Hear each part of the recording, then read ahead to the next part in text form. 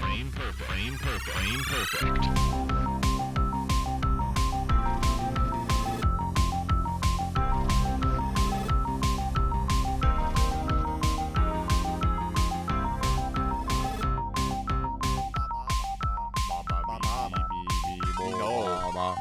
Momo. All right. Frame perfect season 3, baby. We're so back. We're here. Season 3, everybody. Ladies and gentlemen, you get to see our faces. You can ogle us all you want. We're here now. Take it all in while you can. Yeah, I know. Were you expecting this? Probably not. You're probably a little disappointed. It's okay. How could anyone be disappointed looking at your mug, mate? And you are so generous. We don't get to do this ever. This contact. No, I know. We just really the idea of Burton is all I know. Yeah, I know. His voice. And he doesn't. He only exists in a Discord server. So I do abstract a lot of the concepts of my friends to being like voices in the head, because it's hard to put a face to it sometimes, you know. And you're definitely a strong voice in my head, Tristan. At the very minimum. I want you to know that. That's charming. Thank you. But Frame Perfect is back, baby, and we got a video element. It's been a while. We got games to catch up on. We've been playing some new hits. Goddamn. Some fighting game stuff has been going on, good and bad. We've had some game of all time contenders, I would say, so far this year. I'd say so. Yeah. I'd say so. It's some been good a pretty stuff. good year. Honestly, we're about 6 months in now. You get like 2 generational games in 1 year. I'm like, all right.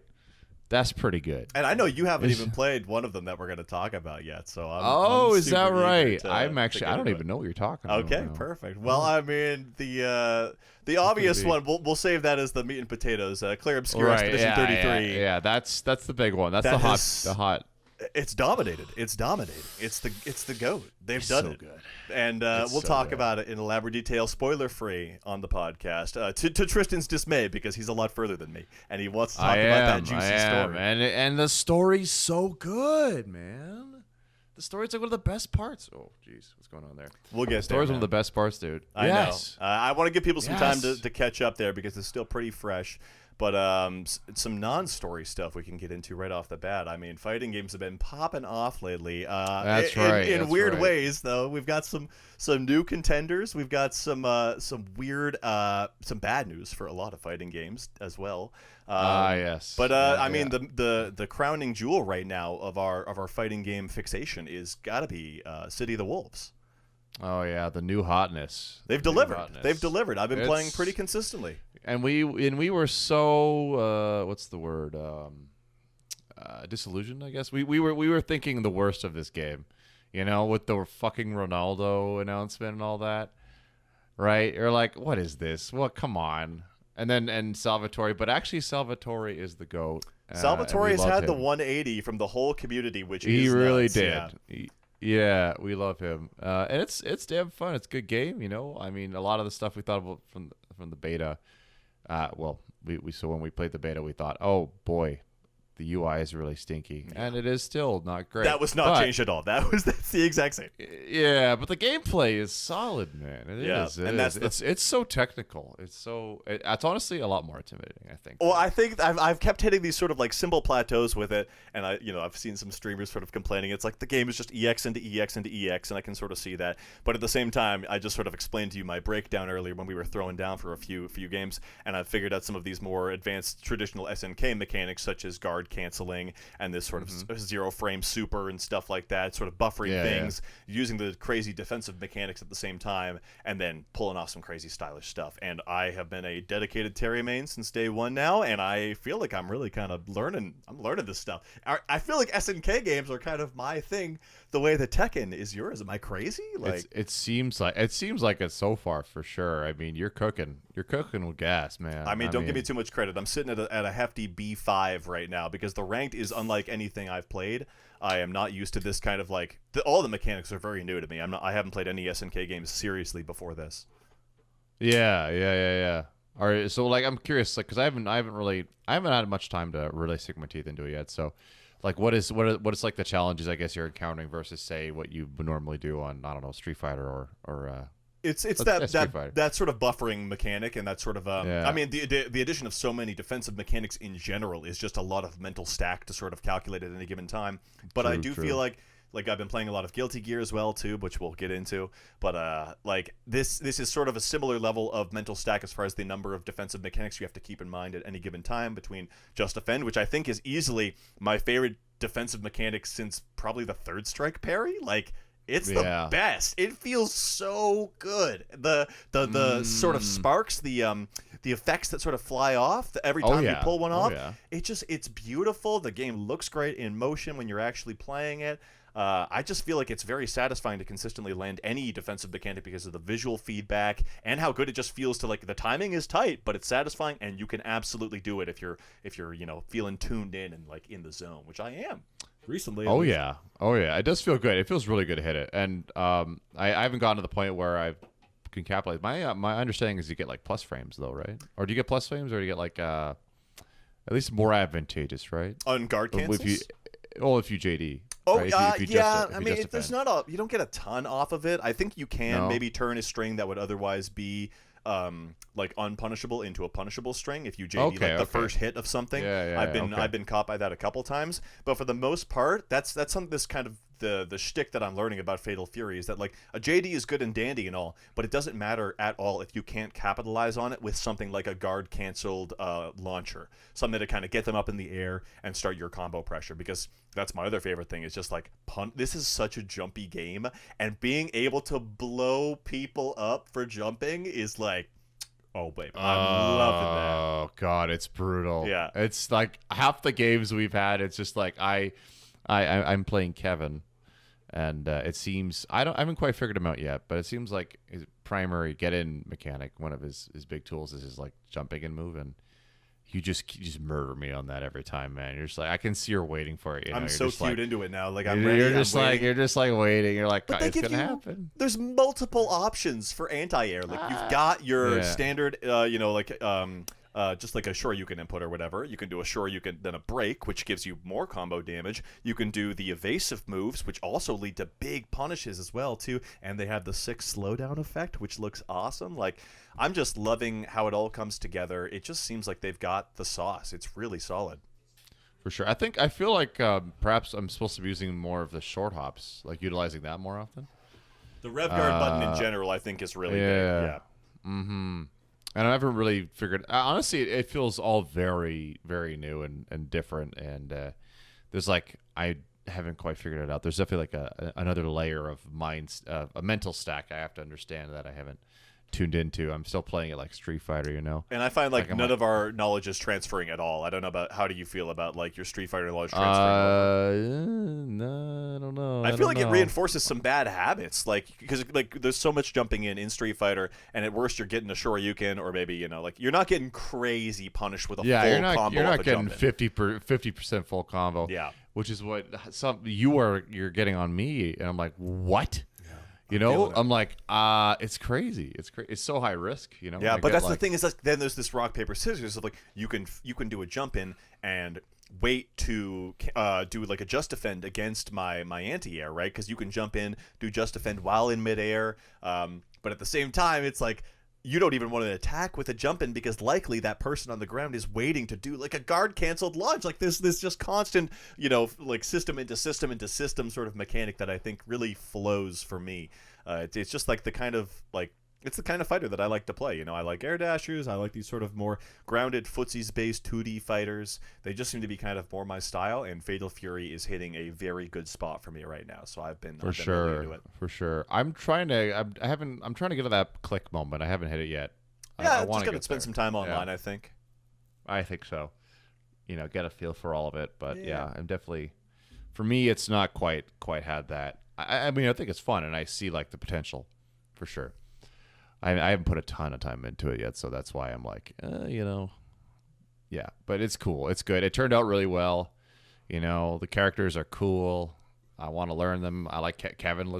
He looks awesome. Honestly, anyone else catching your eye right now for I like Billy. Is Billy's name right?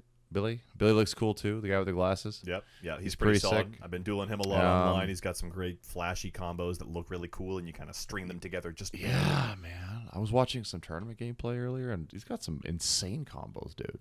Insane. Like huge damage too, like 50, 60%. Which, yeah, you get some freaking nasty combos in this game. It sounds like, have you touched any of the other stuff besides sort of like ranked and training? Or because I've been sinking my teeth into some of the other content, like the episodes of Southtown and the arcade and stuff. Yeah, what is up with that? It's good, honestly. I mean, it kind of worked out where I was playing some Final Fantasy 14, and I just wanted like something to do on the side while I was waiting in queue for raids and stuff like that. And sure enough, episodes of Southtown was the perfect little thing to roll on my Steam Deck while I was playing 14, because I could kind of grind through some of the easier encounters. It ramped up pretty naturally, and there's some cool story beats. Like, you definitely have some encounters that I think longtime fans of SNK will have been waiting for. As someone relatively new to this, I think it's a good little way to introduce me to kind of the world of the relationships that the characters have. And the cool thing is that like episodes of Southtown actually has a distinct story and splash visuals and stuff like that compared to the arcade mode. So I played Terry's episodes of Southtown in arcade, and they're both like kind of cool, different, distinct stories that I was like, oh yeah, it's a nice little. It goes above and beyond. I feel like, you know, Street Fighter 6 arcade mode is like there's nothing there. It's super bare bones. So I appreciate that like they did actually put some time and effort into some of those other elements. Like you mentioned, the UI probably could have used some more time. But I guess this kind of raises another point of like the marketing for this game has been so wrong, and it's still going, and it's still doing it wrong. It's like I keep seeing weird crossovers and like musical collaborations, and it's like as if Ronaldo and Salvatore weren't egregious enough. The community has 180'd on Salvatore because he's fun and he does seem like an SNK fan. He's fun. But then there's other, like, there's still ads coming out now consistently trying to promote Fatal Fury where I don't even see a lick of gameplay. And I'm like, I don't know if you're appealing to the right demographic with these ads. And it's like, that money could have gone into the game, man. It's brutal to see. But there's a whole I don't know. I wonder who's behind that. What ads are you talking about here? So I saw one just recently. It was like a TikTok short, and it was promoting like some artist that I had never heard of. It was like a K-pop artist, sort of like hip-hop K-pop, and I was like, what is this? Like, this is City of the Wolves? Yes, and I'm like, why are you doing so this? Weird, like, man. And you know, the whole WrestleMania thing where Salvatore showed up at WrestleMania, and I'm like, how many WrestleMania fans are realistically going to go hard on this like super nerdy fighting game? Like, this is a fighting game for fighting game nerds and fucking losers and like people who want to know life this shit and lab it and learn frame data. It is not like your average Joe Schmo fighting game where you can hop in and throw some buttons around and like do cool stuff. Like, it's not like that at all, you know? So I'm surprised by who they're appealing to. It doesn't seem like the demographic. Yeah, I agree, man. That's the weirdest shit, dude. There's no crossover here, you know. It's like honestly, fighting games are really niche. Maybe they're trying to get a more broad demographic, like by having this sort of thing. But I just don't think, especially a game as mechanically dense as this one. I know, it's like, right? Like, I don't get it, you know. Because I mean, it's not how you do it. It's like the least flashy, and well, don't get me wrong. It definitely is like aesthetically good looking and all that, but like compared to say, you know, Tekken, sure, you know, that's like. They're just going fucking You press crazy, a button right? and they explode. Everything explodes. Yeah, it just goes, you know, bonkers. It's way more reserved and it's way more technical. And 100%. I don't know, man. I don't know what the hell they're going for there. That's so weird. The beta that we did was like the perfect indicator because it was free and it was an open beta. And I even convinced a couple of friends that don't normally play fighting games to kind of come and try it out. And I feel like they were the perfect litmus test to be like, they hate this shit. And sure enough, it's like that's the kind of people that, like, you know, the folks who aren't generally into fighting games felt like who they were trying to appeal to with a lot of the marketing. And I'm like, dude, they don't care. They don't want to play Fatal Fury. Like, it's a tough sell with, like, you know, Salvatore and Ronaldo in there, even for SNK Fatal Fury fans. Like, God, I don't know, man. It seemed like a bit of a misstep there, and I don't think the game's been doing very well critically. It seems like it's sitting around 5,000 players at tops on Steam, at least. Is that right? That like, was the sales-wise, it's not that great, eh? So I think they're pushing even harder on the marketing front to try and crank a couple more copies out. I see. I did not no idea, honestly. It I mean, seems honestly, to have majorly underperformed. No way. I mean, it's a really niche, you know, like it's already like the underdog of the fighting game world, right? So for sure. But I would have thought it'd be a little better because I feel like there's been like I think the FGC has grown in general. If I'm not crazy, like that's just the feeling I get. I would agree, but I don't think it's the same kind of category as Virtua Fighter, where it's like the people who love that shit are going to continue to love it, but it's going to remain in it's probably its own little small corner. But until Virtua Fighter 6 comes out and completely changes the game, we're going to change the landscape. We're getting fighting will be revolutionized with Virtua Fighter 6. Yeah. New Virtua Fighter. Man. But that's a long ways away, and until then, I think it's time to relive classics because, man, that Capcom Fighting Collection came out too, and that's really good. It looks so good. It's pretty good. A lot of good stuff in there. Yeah, and I've a lot of games I'd never touched before. Been playing with our other more casual buddy who just kind of picks up and mashes buttons, and I am having a tough time with CVS2, but I can tell right off the bat that it's a masterpiece. Like, everything about it, the presentation, the music, the characters, the fact there are 6 different gameplay styles to choose from with the groove system, it's got it all. Like, that game is like, I get it. I understand. I see it now. Yeah, it holds up. It holds up. It is like, that is one of the tops. I can't imagine... There's been this new dialogue that's emerging about, like, have we just, like, peaked with fighting games? Have we been regressing since the 90s trying to chase the highs of MVC2 and, like... CVS2, and I'm like, I kind of understand because, yeah, Capcom versus SNK2 is probably one of the best games I have played in terms of, like, the depth of the systems. It's a little broken, and I'm also coming at this from the perspective of someone who didn't play the original. This is the easy operation version that they have in ranked, and it's what I've been generally rolling as well, too, with my buddy, because that is the ranked mode, and I want to get good at the ranked mode. But it removes some of the tech. Like, there's a mechanic called roll canceling, which is pretty infamous, where you would essentially do a roll, which makes you invincible. I think 5 or 4 out of the 6 grooves have rolls as a mechanic, and when you roll, it gives you invincibility frames, and you can essentially do a roll into any special that you have generally, and it'll give the startup of the special invincibility. So it's crazy stupid. It is definitely, it seems insanely broken to me. But I mean, people loved it and they learned the game on this, like the same way we learned so many broken games like Third Strike and stuff. It's like, that's the way the game is. We're just gonna take the time and learn it, right? So that's what CVS2 rolls with the ranked mode, and it's fun. I've been enjoying it. Just been goofing around. I've been rolling Ken, M. Bison, and Terry. M. Bison is kind of my, like, he's a super meta pick, and he's got some crazy bullshit. I've been using A Groove, which is like you can do custom combos, kind of like Street Fighter Alpha 3. So you can kind of just like press the button and go into sort of like all your buttons string together mode. Like there's no recovery on any of them. You can chain special after special after special after special.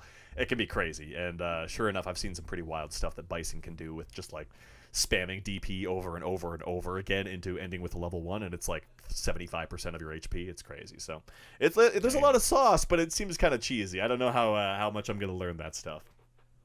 I mean, we do say, oh, how good things were before, but also these games were kind of broken a little bit, like. But the style's there, you got the style. Like, they had the sauce. The '90s had the sauce. Yeah, the music's so good. Oh my! Oh, like, Lord, the intros, dude. The special intros, like that's where it all came from. The Ken and Terry hat sequence, right? Like that's CVS2. Came from this one, yeah. CVS2. Yeah, Ooh. I think it shows up in CVS1 actually as well too, if I'm not mistaken. But still, CVS as a franchise, that's where this sort of like, I think there's over like 20 unique intros, which is like, man, not many games are doing that. That's true. It's a shame it's not in Street Fighter, or I don't know, maybe it'll be in SNK. Who knows? Or City of the Wolves. We'll see. We'll see. I do want to play that. Don't get me wrong. I mean, that's like a beloved classic for sure. Yeah, and there's some other interesting ones in there. We got Plasma Sword. Enjoyed that more than anything else in there, I think, so far. Star Wars 3D fighting game with vaguely Tekken-esque movement as far as sidestepping and that kind of stuff. And wow, it's really fun, really cool. A lot of good, crazy stuff going on there. Couldn't quite get a grasp on how to master it. It seems like there's a lot of nonsense. You can kind of enter like a super duper mode where you can just sort of like mash one button repeatedly, and it almost guaranteed combos for like 1/3 of your HP. So it's like, damn, there's some really nonsensical stuff in there. But I looked up some combos, and mashing one button is an option, but there are some other routes you can do. It's not too crazy complicated. Style's cool. I like it. I like Plasma Sword a lot. Nothing else, jumping out. I mean, I like Street Fighter Alpha 3 a lot, but it is the upper version that doesn't have all the characters from the PSP port. So it's kind of lacking a little bit in that regard. It's not like the ultimate version, and it felt like it was kind of an easy, like, why wouldn't they just put them in there, Strange choice. Yeah, so I don't know. Besides that, we played a little bit of Power Stone 1 and 2. I've never been huge for them, but it seemed like a fun little party game. With 2 people, I was like, it's okay. Nothing blew my mind there, but I might have missed the hype train on that one as well, too.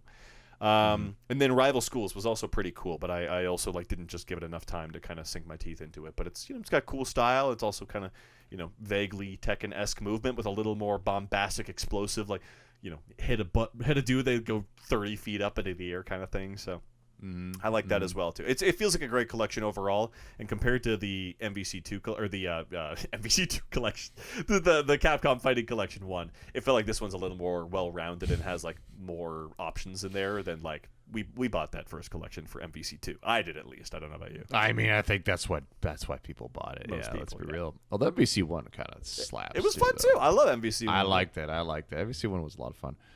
I almost had more fun with it, to be honest. I get it. It's a simpler game. The animations are better in a lot of regards. Yep. Yeah, for sure. All right. What else we got here, though? Let's keep barreling through. We got so many games. Those are kind of the 2 main fighting games that I've been playing lately. Many games, dude. Yeah, I mean that's it for the kind of the big fighting game stuff, But man, you gotta play KCD 2, man. You gotta play Kingdom Come. Tell me of KCD 2 and the journey you went on, because I lost you for about 2 months. Incredible. Yeah, pretty much. I was gone. I mean, it's funny because I always would say, I never have the time for such games, but then it just turns out that I just don't like the games that you're recommending. I never committed. I never just started one. I was like, oh shit, this is really RPGs are good.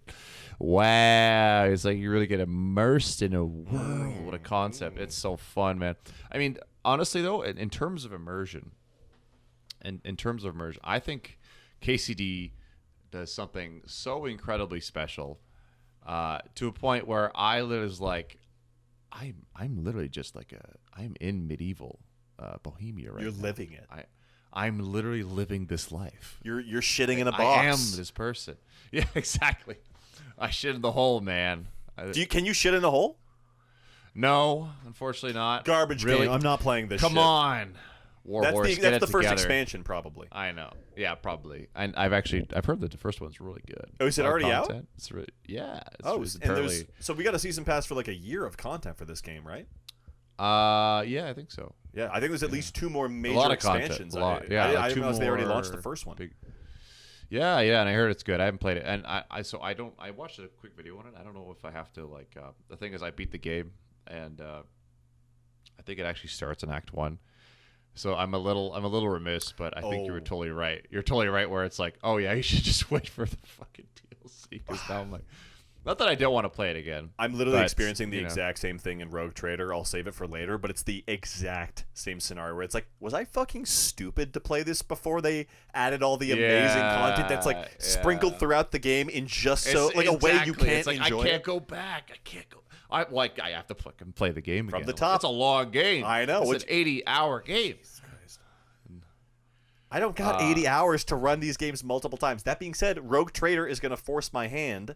And, what do you do other than, get it done and wait for all the content to come out and then run it when it's true, well, and finished? But sometimes these games get to, worked on for, 5 or 6 years. Well, I'm really happy that I played it, of course. So I'm not going to be lamenting it too much. And, playing it again, it's not going to be the end of the world. Yeah, but it's the fact you even have to phrase it like that, where it's I guess it's not the worst. Yeah, but it's funny because you said I was like, play KCD 2, and you're like, well, they got a bunch of content coming. I'm gonna hold up on wait on that. I'm like, nah, you gotta play it now. Well, it's fresh. It's so good, and here we are. I have to, But anyways, Well, I mean, you're also vindicated for not amazing, playing. You're right to not have played Rogue Trader because sure enough, Yeah. it's getting not only this next DLC in a few weeks, but then they announced a second season pass as well too. We'll get into all those Warhammer announcements later on too. But, Oh yeah, a lot of that. Yeah. yeah, but I was just like, man, it's like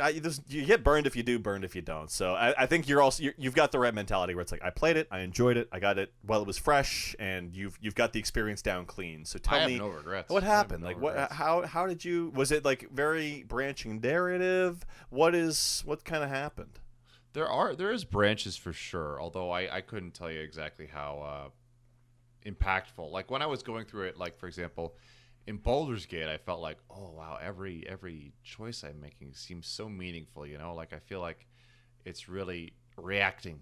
Like I have a lot of influence over this world. I'd say that is that is true in KCD, but maybe perhaps less so. It's not quite as reactionary, I suppose, as say like Baldur's Gate. But I think what struck me the most about the game was its attention to detail. Like it's just incredible. Like it's a simulation really of this life. Like and that's why, because no other game does this, right? Where it tries to mimic real life, like actual real life, how people lived, the tools they use at the time, the real history, because it's based on real history. And I think what's more also the fact that the game it utilizes the CryEngine, and the reason they chose that is because it mimics natural lighting more. So literally all the choices they made were to try and sort of generate this very authentic experience, right? And I just all of that detail, it just creates this like sort of feeling of immersion that I've just never really in any other game encountered, right? Like where it's just like, I'm living here, I'm like I'm experiencing life with these people, how the Bohemian, that the people of modern Czech lived, or 1500s Czech rather, and it's like all the mechanics too. All the mechanics are designed to sort of, it's obviously not gonna be crazy. You don't have to go take a shit or whatever. But, That's what I'm talking about, man. This is why this game did not appeal to me. Fucking sucks. 0 out of 10. Yeah, some simulator you have there, Warhorse. God damn.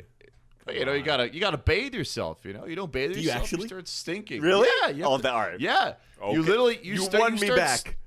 Yes, you stink. People and like if you try to stealth, like if you try to sneak around, No way. they will smell you. They will smell you coming. You are too smelly. You have to wash yourself. Oh my god, Yeah. that's crazy. I love that. That's it's pretty great. good. That's some like And, MGS3 level of like attention to detail. Exactly. That's Yeah. what I'm saying. And so you develop a rhythm. It's like a routine. Almost like you're living in this world. You get up, you wash yourself. You get something to eat, right? You blah blah blah. Do your quest, right? And you get tired, so maybe you'll rest. It's just like these mechanics, these sort of like light survival mechanics that they've added. It just creates this sort of I guess routine is a good way to put it, or rhythm. There's a sort of rhythm to the game where you don't really get that in any other like RPG-esque experience, right? But because of the way you're sort of engaging with these mechanics, you just sort of like you're like, oh, I'm living this, I'm really here, I'm really living this, and the game is beautiful, and I lament that I play it on console. It looks good on console. Don't get me wrong, it looks pretty good, but I mean like I've seen this, I've seen it. Yeah. I've seen it on like top end PCs, and It it's looks like, this amazing. game looks insane. It looks insane, dude. And like it looks it's real life. It is the kind of thing that like at a know? glance it's hard to kind of. I'm sure that like in motion it truly captures that essence, because when I see screenshots of it, I genuinely almost gloss over them because I'm like, that's just a photo of a field or whatever. Like I don't because it's like literally it's like that photorealistic good. in that regard. It's like because if you are not like if you're not like literally like zooming in on the individual texture, it's like this is just real life. Yeah. It just looks like it's like you can't even tell. It's crazy. So what's the natural environments? Unreal. What's a day in the life? Like is it a big like sort of like I'm gonna polish off a side quest today kind of affair, or like Yeah, What's I the? mean, like, I'd say so. Are you operating yeah, on sort of like a day-to-day cycle? Like there's okay. a day. Yeah, so like often you're doing one quest in a day, right? Because it's your travel time and whatnot, right? So you're sort of punching that out, and you kind of like think like, oh, okay, I'm getting kind of tired, and you know the more tired you are, the less you can carry, and naturally, you know, you're looting a bunch of shit. So you sort of like you have to plan around these like sort of survivalist mechanics, right? Okay. And I never really encountered much friction though, to be fair, and so that's why. And actually, to be fair, they have a hardcore mode now. I see. I did see that was added after launch, I believe. Yeah, right? and that was added after. So that's sort of like I was actually definitely thinking throughout the game where it's like, so okay, my experience with the game, the very start of it, you have no fucking idea, right? It's literally homeless simulator. You said it was troublesome. Complete bum. Yeah, in fact, it was like the very beginning of it. I was like, almost didn't even like the game because I was so confused as to what to do and where to go. And actually, initially I started where I didn't actually know like, and eventually I figured out like, oh, okay, there are like objective markers and like waypoints and whatnot. But initially I couldn't for whatever reason I didn't find it. So I was like literally operating on like, oh shit, okay, go to the mill, turn left, you know, go find the cow on the hill or whatever, and it's like that's how you find shit. Yeah. And so I was struggling, I was getting lost, I was very frustrated. I was like, man, but you know what?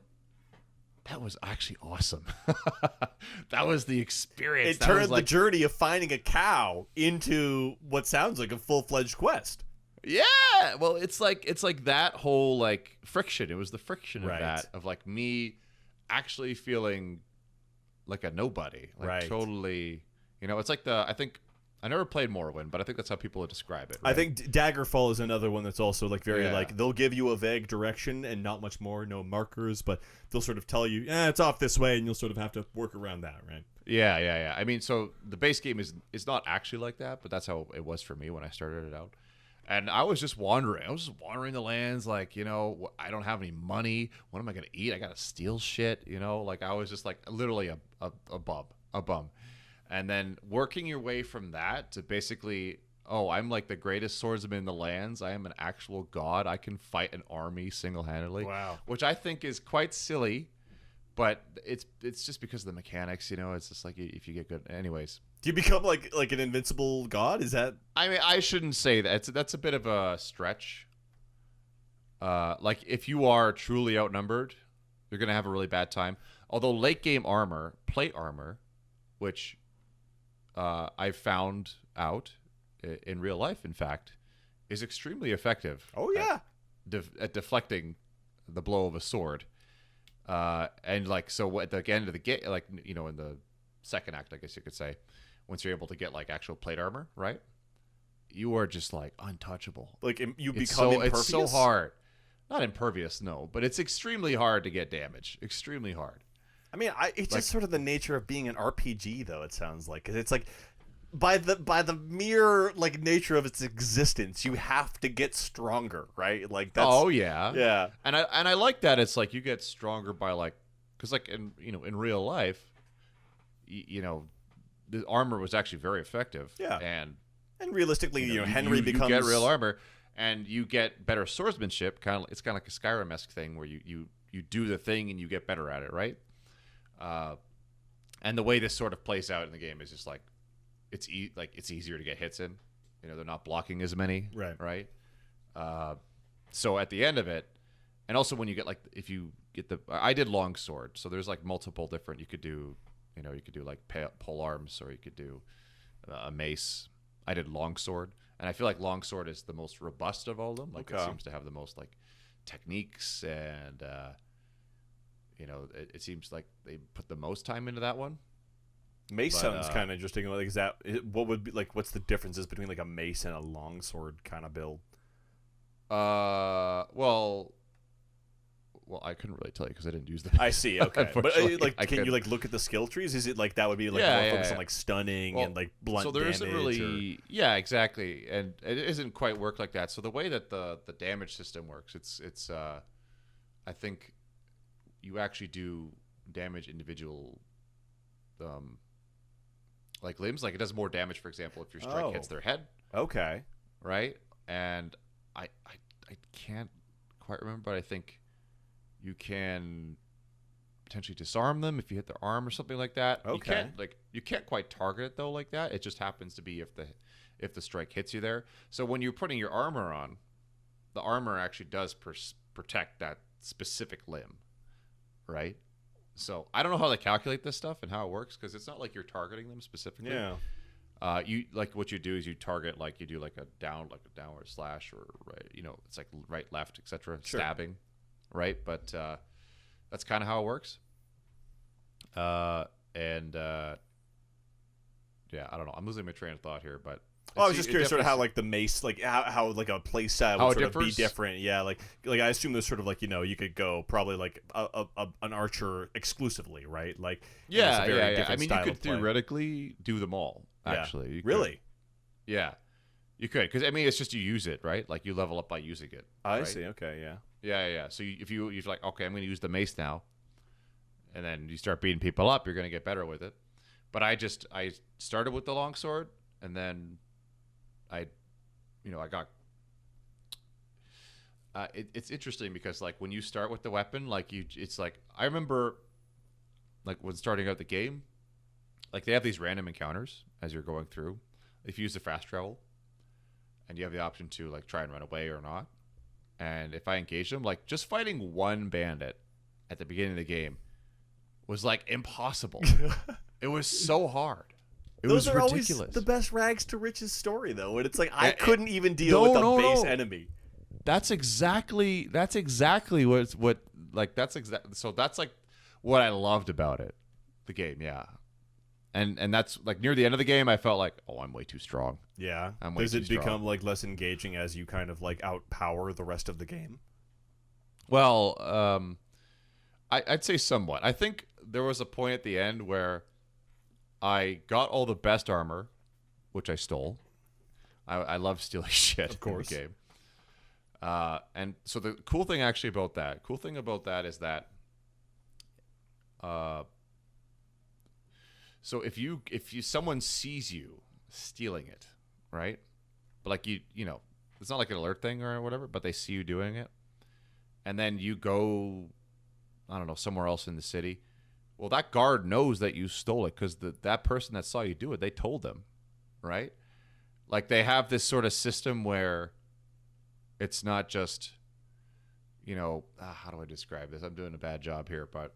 It basically like the rumor they gets kind of react relayed. realistically. Yeah, like they actually like, oh, I saw you stole that thing, and he like it's like they recognize you based on your face. Now like you give it time, and then suddenly the guards are like, hey, wait a minute, you're wearing that armor or whatever, right? I mean, Henry does have a pretty distinctive face as well too. He's got like he's built especially like a Minecraft character. He looks like a square he's man. Very square. He's very square. He is. That's very true. I agree. He does have a distinctive face. Or for example, you go back to like that same shop with some stolen goods. They'll clock you. They'll be like, hey, that's stolen. You stole. No, oh no way. They'll like clock you wearing the gear.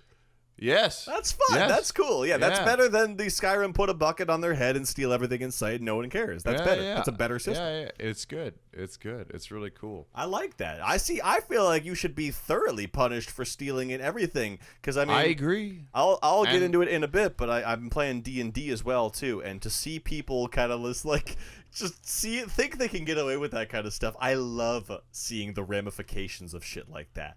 I love it. I want to see people get obliterated for thinking they can get above the law there. I agree, but it's like that kind of like stuff. I mean, that's the attention to detail that's going to sell you on a game that's like sole selling feature is the immersion, right? Like I totally understand that. And it 100% works. But anyways, to go back to my point where I stole the best armor. I got to like the max level swordsmanship, and I just felt like I was like a god, untouchable, I felt like unstoppable. Yeah, not to say that I was, because if I go into a camp full of people in full plate, that's still going to be challenging, right? Because their armor's really good, but yeah, it felt like nobody could touch me, and it definitely. near the end, I was like, all right, let's get through the story here. And the story's really good. I would hope that The it kind of writing's lines great. up at that point The where characters are all lovable and really well like nuanced, and they're all very distinct and unique, and and they're all like, well, somewhat based on some real life figures too, That's which is really cool. cool. So yeah. I mean, I feel like when the competition is like Dragon's Dogma 2, which forgot to include characters, it's probably like the bar is on the floor for like strong medieval, era fantasy kind of stuff, right? Like I'd love to see sort of their take on like what kind of elements of life they flesh out in that era, in that place, right? So like, what, is it like you sort of like learn the local blacksmith story, and then like maybe a local harlot of some kind, their tale, right? Is that kind of somewhat? Yeah. They actually and this is one of the things I also love about it. They have these logs here. They have like a codec where they will describe parts of medieval life. Oh, that's cool. And medieval like culture. Yeah. And they'll be like, hey, for example, this and that is actually not how it really is in real life, but we took this as like artistic Interesting. label. I Like, love for example, there's a lot of books in the game, but in reality back then most people couldn't read, and all books were handwritten. Yeah. So they were extremely rare and precious. But we need something to fill up the rooms. You basically never find them, but like in the game you find books all the time. Yeah. And because that's sort of a bookshelves are an easy asset to fill a room with. Is what it is, probably. Yeah, to give some visual flair. I mean, they're not like that. Don't get me wrong, it's not like that, but it's more like a book back then would be so extremely rare, you know, like because it's handwritten, right? Well, I'm saying for like the practicality of game making. Yeah. There's so many liberties that you need to take to create a functioning world, right?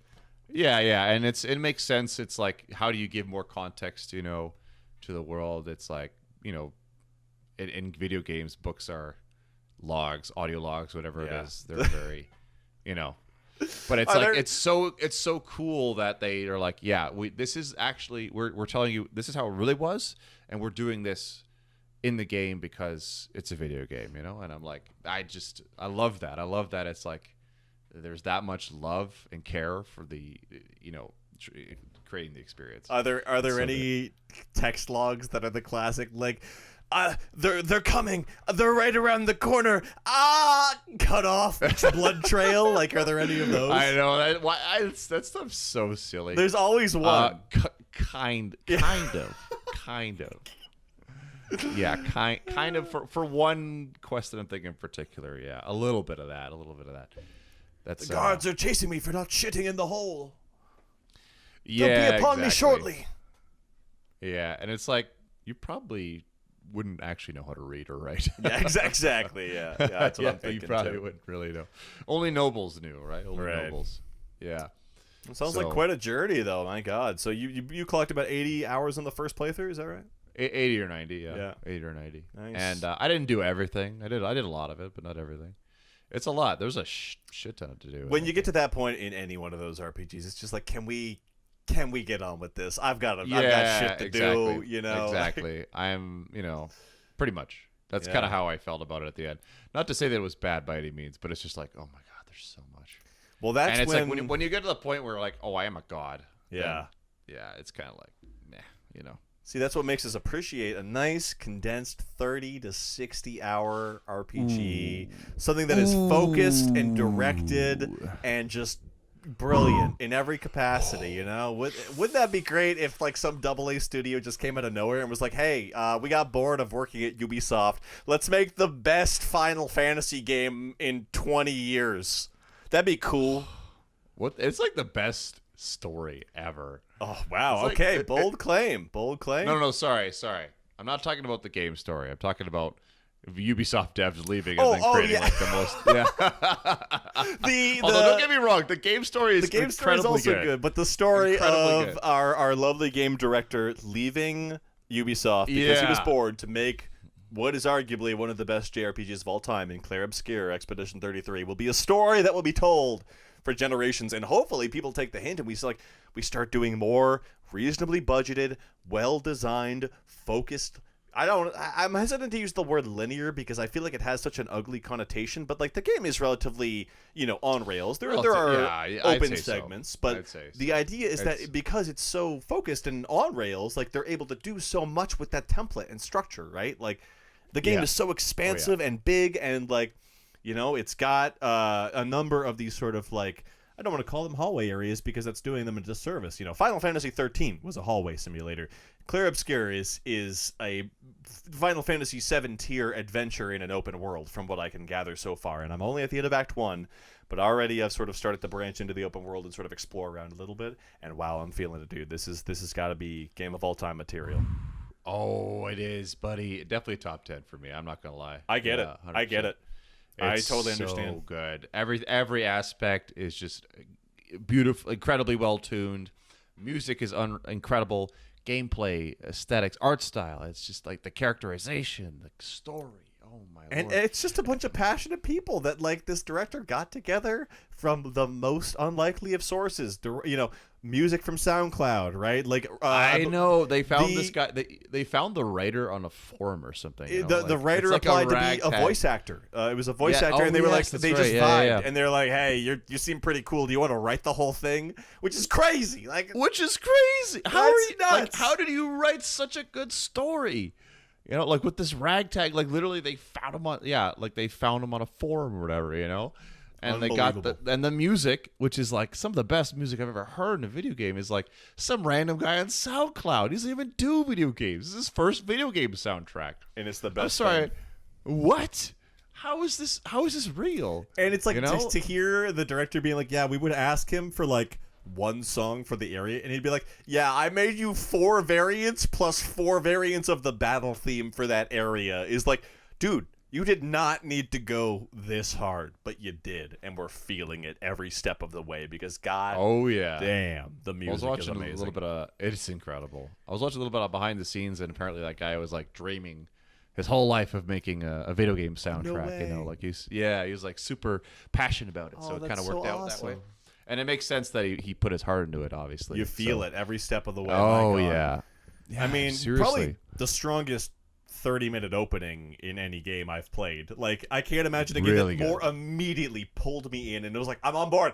Whatever you got for the next 30 to 60 hours, I will fully invest myself. I don't care what it is. It's a gut punch, man. I'm here. Like, take me on your wild ride. Well, and that's the thing. So the story is just so... like the overall theme, right, of, I guess, grief and loss, and it does through its story. It really hits you, right? It hits you with that feeling, and I love like a story that's willing to commit to that, right? That's like, we're not gonna shy away from doing certain things, and to it helps like sort of.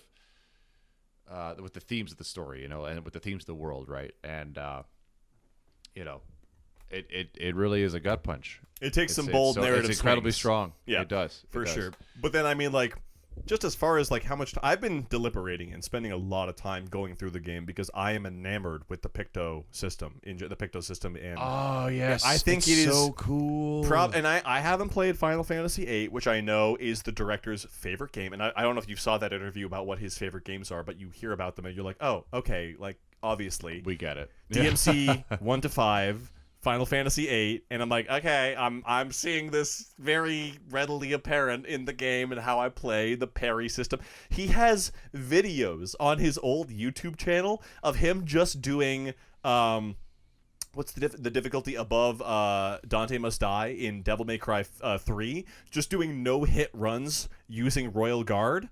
And it's like, no shot. That's why you can go through the whole game just parrying everything. And parry literally everything. Because he loves Royal Guard, and he's like a DMC head. That's so funny. That's so cool. I mean, everything's inspired. There's nothing new under the sun. But, yeah. You see it. You feel it for sure. Yeah, for sure.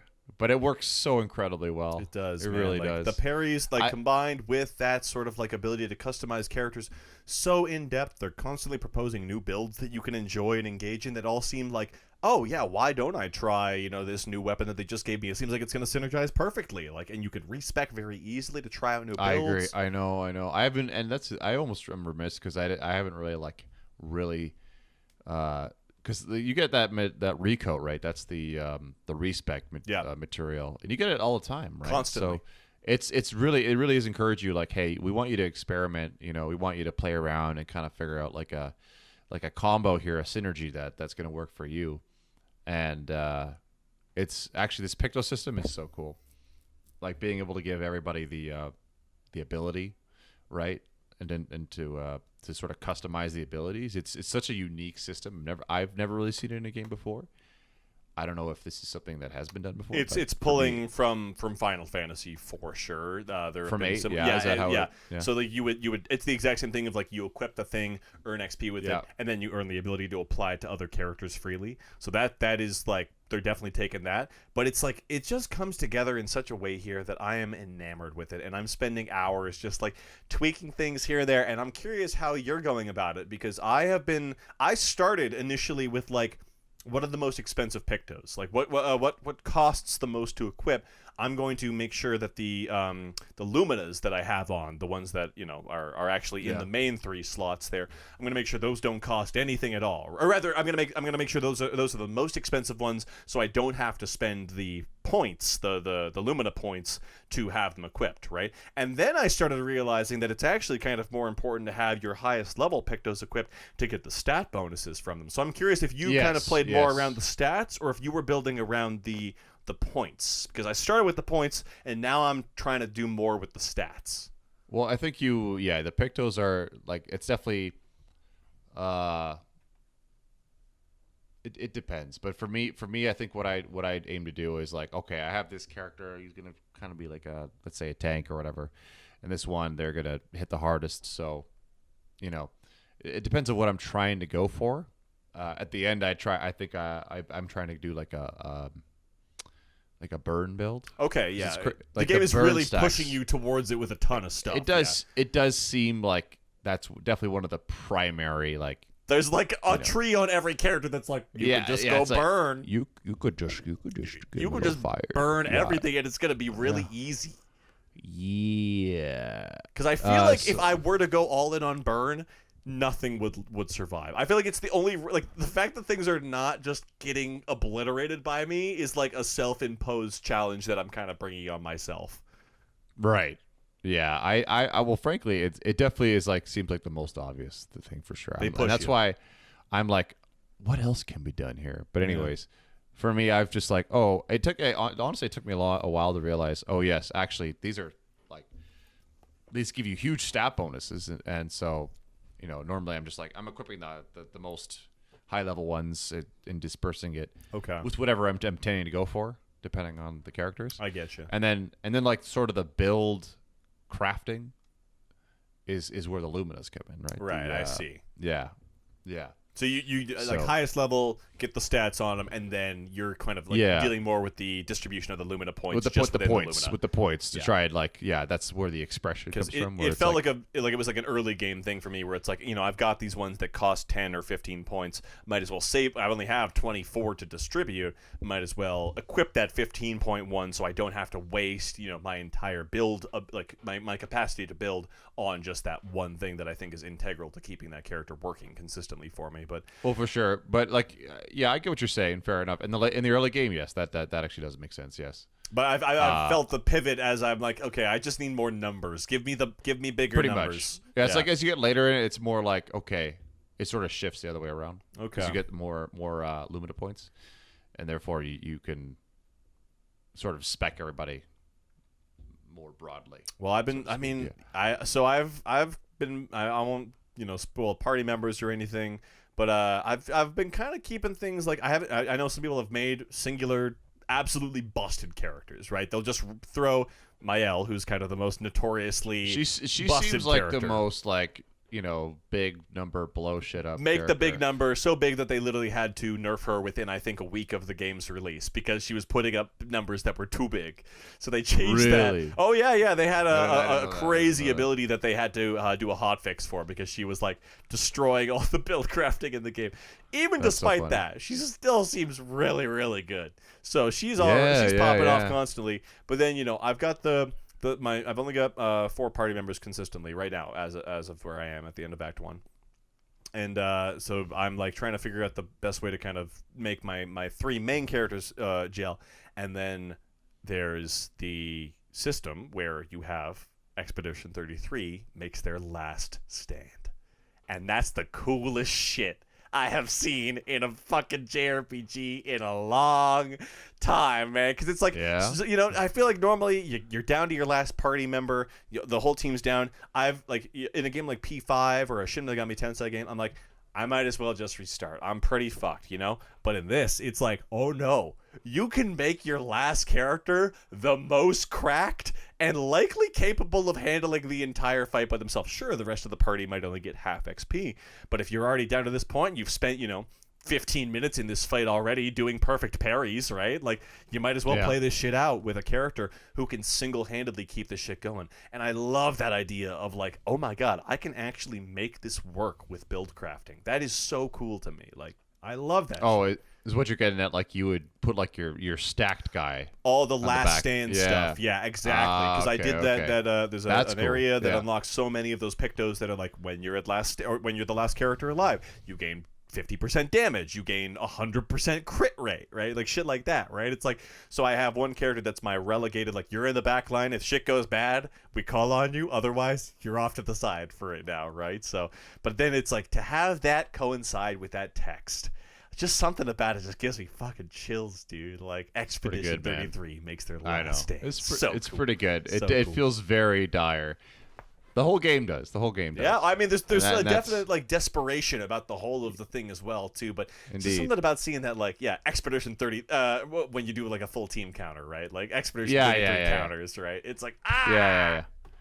And visually, it looks great. It's beautiful. I don't know how does it run on console, because I've been playing on PC and I've got it 1440p.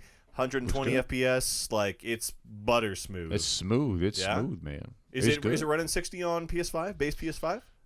Yeah, in performance. Okay. Nice. And there is definitely a difference between performance and quality. Yeah, it's noticeable. So I mean, it took me a while to kind of tweak my settings properly, but I did get it in a place where I'm pretty happy with it. The optimization's good. Like, it's just like every department that I kind of would grade this game on is like, they fucking nailed it. 10. Like, literally, there's not a single. I literally have to like nitpick. I have to like search the cosmos for a nitpick. Honestly, for this game, it's like I can't think of anything. My only nitpick is that when you're doing the active timing on the moves, you can't really see them very well. It kind of blocks them, and also, like, I want to see the cool move that's being done, but I know what you mean. And, there's been a couple times when the camera's just like, I need to see that. It's like the nitpickest of. It's like it doesn't really detract from it at all. No, and it's honestly. like I feel it's like I'm actively looking for things to criticize at that point. Like, but beyond that, the game is perfection. They have nailed everything. It is the best Final Fantasy. I mean, I'm playing 16 actively. I'm not going to get too into it because I'm not very far this week. But it seems to be what Square Enix has been trying to capture since Final Fantasy 12. Like, it's easily the last 20 years they've been trying to tap into. How do we make turn-based combat appealing to a new generation? Oh, no, they don't want turn-based. We need to do action games. That's the new generation. They want action games, right? They want MMOs. And, well, I do want MMOs, and I do want action games. It turns out that what I really wanted was to have 3 guys lined up in a row and taking turns and slight, like, action time elements on top of that. I agree. I'm honestly, for me, like, I think this is like the ultimate turn-based combat. Honestly, I can't think of anything better. I love it. Yeah, and I love press It turn. feels so good. It feels Press so turn, good. Shin Megami Tensei and Persona, like that whole, capitalize on the weakness. You get the bonus turns, but there are things in those games that frustrate me to no end. I was talking with this about my buddy, like the notion of like, my number rolled bad and I missed. I lose 2 of my turns or whatever, and it's immediately the enemy's turn. That's not a good feeling. That is the worst feeling imaginable. The number of times I've been wiped in an SMT game because numbers rolled bad and I died. If you are good enough and dedicated enough in Clair Obscur, there is nothing you can't beat. It might take time. You are untouchable. But you need to be good. Like the parry timing, you gotta fucking nail it. It's fairly tight. It's fairly tight. And enemies have all the crazy Dark Souls decals. Yeah, they it's like literally fucking Dark Souls, man. They have like the delayed, there's like some enemies where it's just like I can't figure it out. I know. I just can't get the timing down. But then that's the thing is like you can play it like a normal RPG and just put points into health and defense and lock it down like that. But it's like, or I could put all my points into might and luck and parry everything. Yeah. And if I die, that's on me. That's my bad. It's because I fucked up. Yeah, 100%. Honestly, it feels incredibly good. Incredibly good. To get that full sequence down, and like you can feel it counters out with the dodge system too, right? Like you get the dodges, yeah. it tells you the timing based on the vibration of the controller, and it's like, okay, I get a better feel for it. So next time I'm gonna get them all in a row, right? Like it's brilliant. Everything comes together so perfectly. I've been having fun doing like, kind of making characters like. I won't get into spoilers or nothing, but one character I sort of had my dedicated free aim character right off the bat, and it was like they had the highest speed. I was putting all my points into speed for them, so I could get in there right off the bat, hit everyone with marking, burning shots that just would like light them up. You get a shot off, you can then apply defenseless with a base attack. You get big damage on the first base attack, so that character would open up, light everything up, and then. I essentially queue them up for the rest of the rotation to kind of really sink their teeth into, right? And then after, you start getting some cool weapons, and I'm like, oh, maybe I should pivot my free aim character to this character that generates stains when they use free aim because of this weapon that's really good. So I can just, make all of their free aim stuff. They light everything up. They get all the resources they need to truly capitalize on the turn. And all of a sudden, I'm like, oh, I'm like recoding my characters and like moving this function, the free aim kind of character, to another character easily because the game allows you to respec relatively freely. And, there's no crazy like barriers to entry. Like it was so easy for me to just be like, you know what? I had this build established, but I'm going to pivot entirely to this other character and see what they do with a similar function. And I'm like, I would never do that in another RPG. I hate the idea of like, well, I have a good thing going here, but maybe it'd be better to try this. This is a game I just want to do that all day. And I'm just like, I'm just going to sit here and like try different picto combinations and shit. It really invites you to do that. Yeah.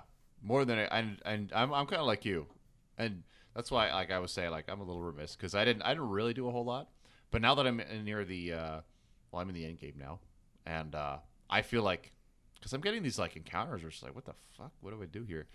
And I'm feeling like, okay, now I kind of really have to flex my brain here. How do I like maximize? How do I get like the best combo and get like blow the enemy up? And I did some stuff that I thought was really cool. I guess it's kind of hard to talk about because you haven't really gotten there yet. But I mean, Mael has this one move, particularly Revenge, where if she gets hit a lot, she like. It like multiplies her damage. Like crazy damage, right? So I would be like, I like, what's it? She has this ability where she can like swap in with the character, and take their place and like take the damage for them. So it'd be like, okay, I'm gonna like put all the defense on her and get guard up, blah blah blah. Make her take all the damage, right? Like actually take the damage. And then I would like try to sequence it where she'd be in virtuous stance, which that's 200% damage, and then what's the other girl's name? Ciel. Yeah. Ciel, she has a move that doubles damage. Mm-hmm. So I'd be like double damage, 200%, take all and take like all the damage, and it would just like get insane numbers, and I felt like, holy shit, I've cracked the code.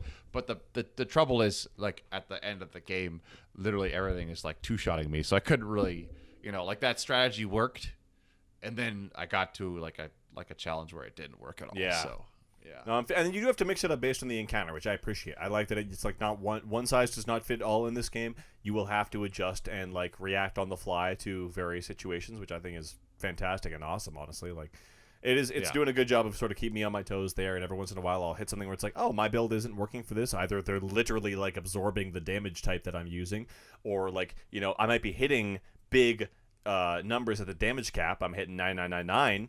But I need to be hitting multiple hits to break their shields, or like like the 999 isn't doing anything for me anymore. The damage cap will hurt you in that regard. So I'm trying to learn to navigate that as well too. Like there's a lot of stuff going on under the hood there.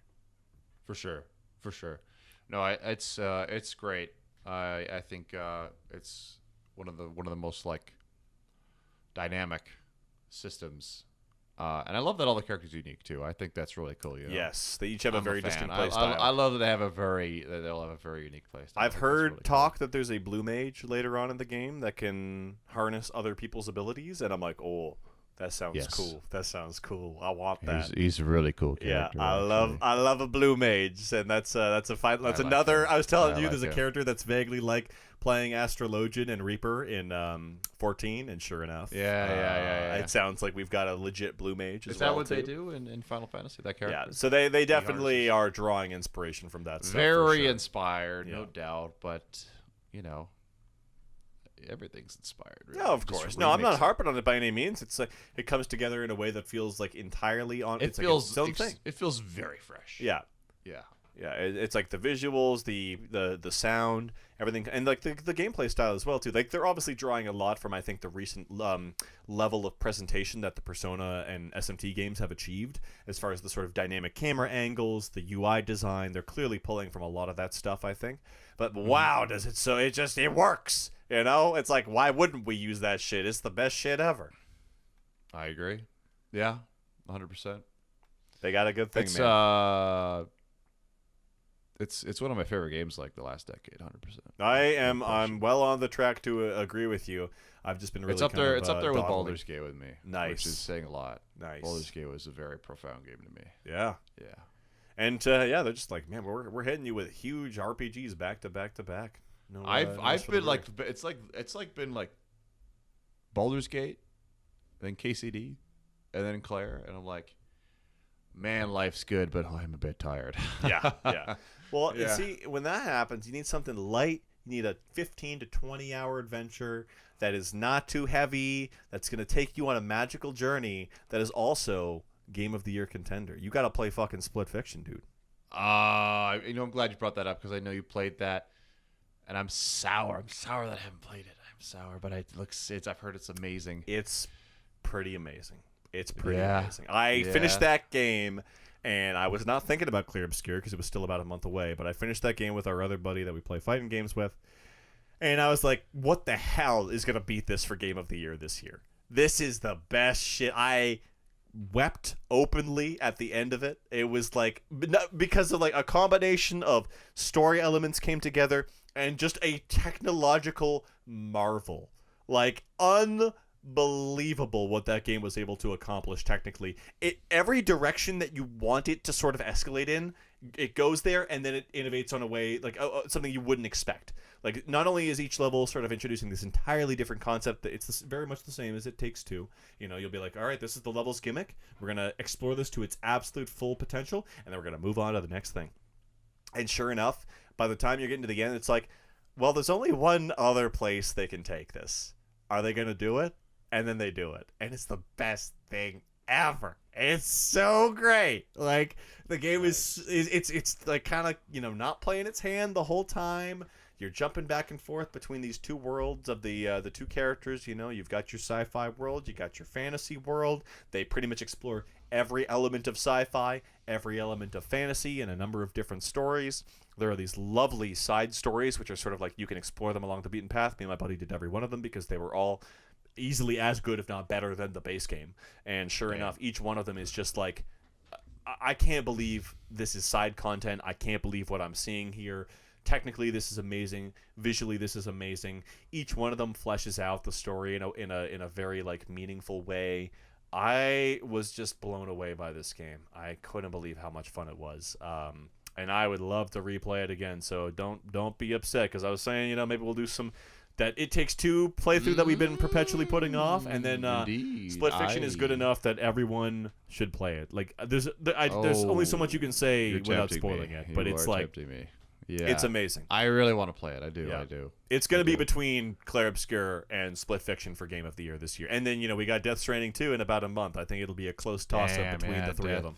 Well, you got to play damn KCD, buddy. But that's true. But like I said, we'll wait until that one's all run its course as well, too. I don't think that Clair Obscur is done. That's not getting any DLC. They've pretty much implied that's going to be a one and done, which I'm totally cool with. And that's Split Fiction as well, too, is a similar, like, you know, it's a clean 15, 20-hour experience, brilliant platforming, fun mechanics, just like it does it all. And I was so happy to play that. It was the kind of game that makes you remember why you love video games. And that was my takeaway. It's like, right, yes, this is why we do this. Indeed. Yeah, that's I'm glad to hear that. I'm glad. Yeah. I mean, it's been getting lots of praise, and you know, that's definitely on my list. I really want to play that game. I'd love to play with you, buddy. Yeah, It Takes Two. You know, I've never polished off It Takes Two, so now that I've finished, I never finished it either. Yeah, that might be the next magic. I'd be down. We really should you should get it done. Yeah. Well, that maybe after this then. Yeah, maybe. Yeah, not much else to say about Split Fiction because I don't want to spoil anything for anyone other than you should play it, and it's the best thing ever, and it's great. Thank you, Joseph Fares. I'll play whatever you put out next. You're great. And I love that it's based on his two daughters, and it's like, this is such a sweet, lovely story. Beautiful. Yeah. That's awesome. So Split Fiction was awesome. Did you play anything else? I mean, we just played another Split-related game, actually, today. Oh, we did. I guess we should talk about that. Dude. That's hot. That's hot off the presses, buddy. We're splitting fictions. We're splitting gates. We're splitting gates, buddy. Gates be hella split. Oh man, it looks. It was fun. I was having a good time. I also had a really good time, and I kind of faced that. Just like, frankly, I don't know if anything really compares to like, just big braining somebody with portals, you know. And I felt it just tangibly, like 3 or 4 times today. Chase you, and you're like, gotcha, bitch, and you run, and you like pour them around them. Yeah. And then, oh, dude. Because I think there's, we experienced a very a specific case of this today, where our friend, our goated shooter buddy, refused to engage with the portal mechanic in Splitgate. He was like, I'm not doing it. I'm here to shoot an SMG with this level of movement. And I'm like, okay, you're really going to be making this significantly harder for yourself. But then I felt like that was the person like that I was capitalizing on today. The person who refused to engage in that side of the gameplay. Yeah, I could outplay that person every time. And I'm not going to say I could outplay our buddy because he is goated with the sauce. But there were a couple times when I would like, you know, even just make like 2 portals, like side by side practically.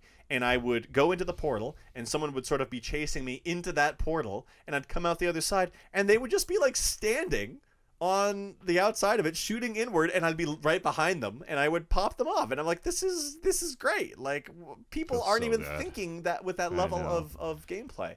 And that's the person you can kind of like take advantage of and capitalize on. Yeah. And I don't know if you ever watched like high level gameplay of the first one, you know? Not much, no.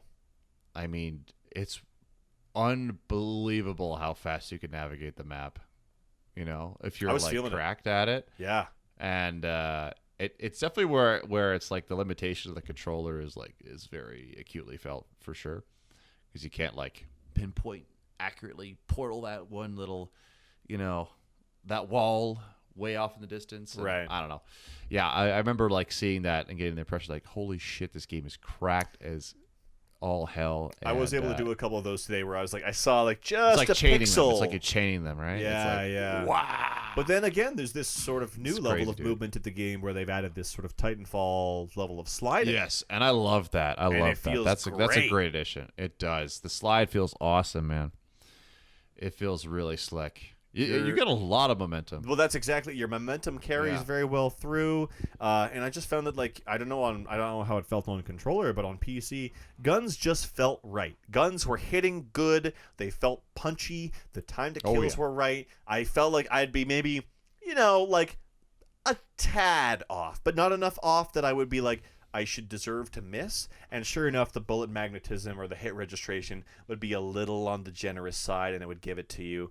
So I was like, I feel like the game, maybe it's the hitbox is just a little bigger, like deceptively bigger. But it felt like it was a very forgiving shooter, considering the movement and like the things that are going to be happening at any given time. I was glad that it wasn't like super tight hitboxes, and like, with the sniper I was able to pop off. I was mostly using the tanky class. I will say the visuals of the game, I mean, like the visual fidelity is great. The art direction of the characters, I don't know. I don't know. It does leave something to be desired, but I would suppose it's a bit better than like the original was.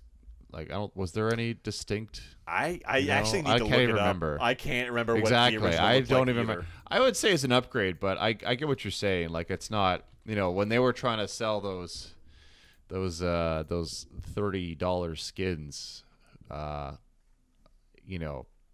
a big asking price. It's a big ask, yeah.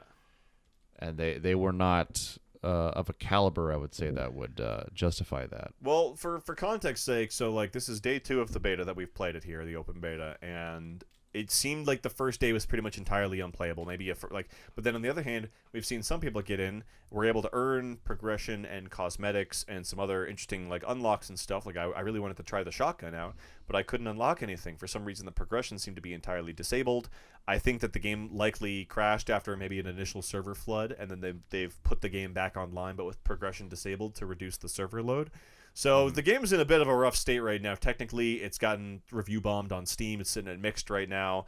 I don't know how fair it is to judge the game based off of its initial open beta launch and the servers not being online. I think that's kind of a fair thing for an open beta.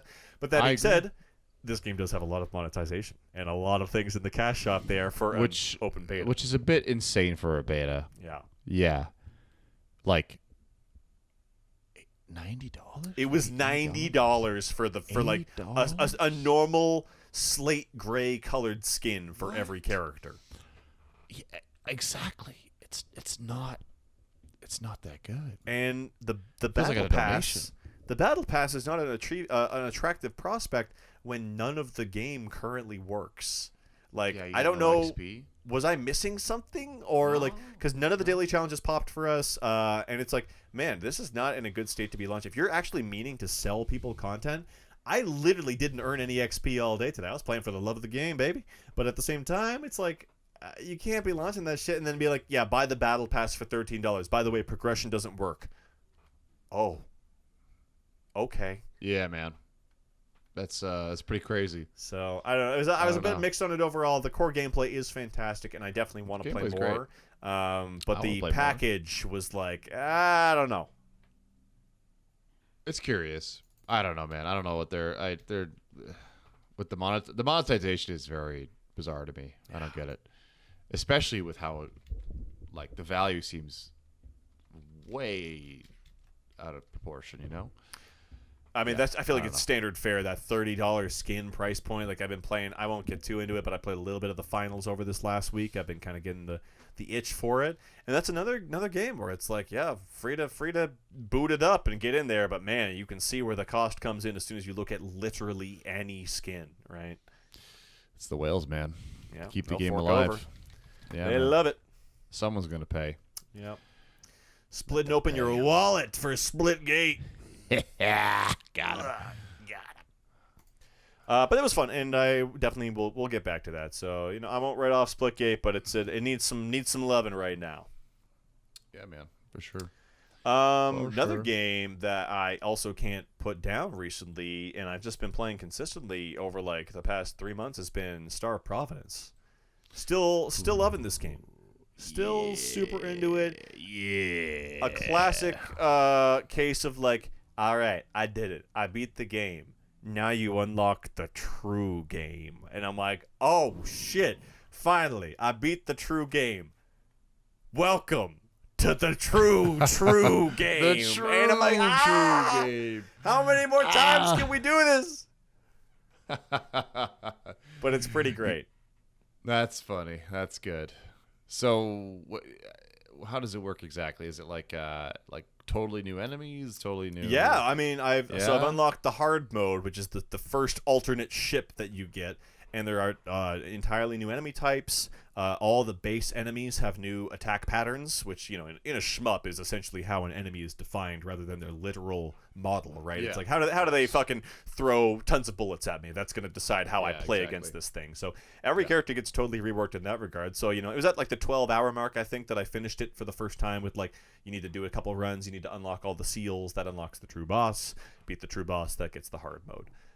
So sure enough, it took about 12 hours to get to that point. Just because I was taking my time, I was learning lots of stuff, and you know, game's hard.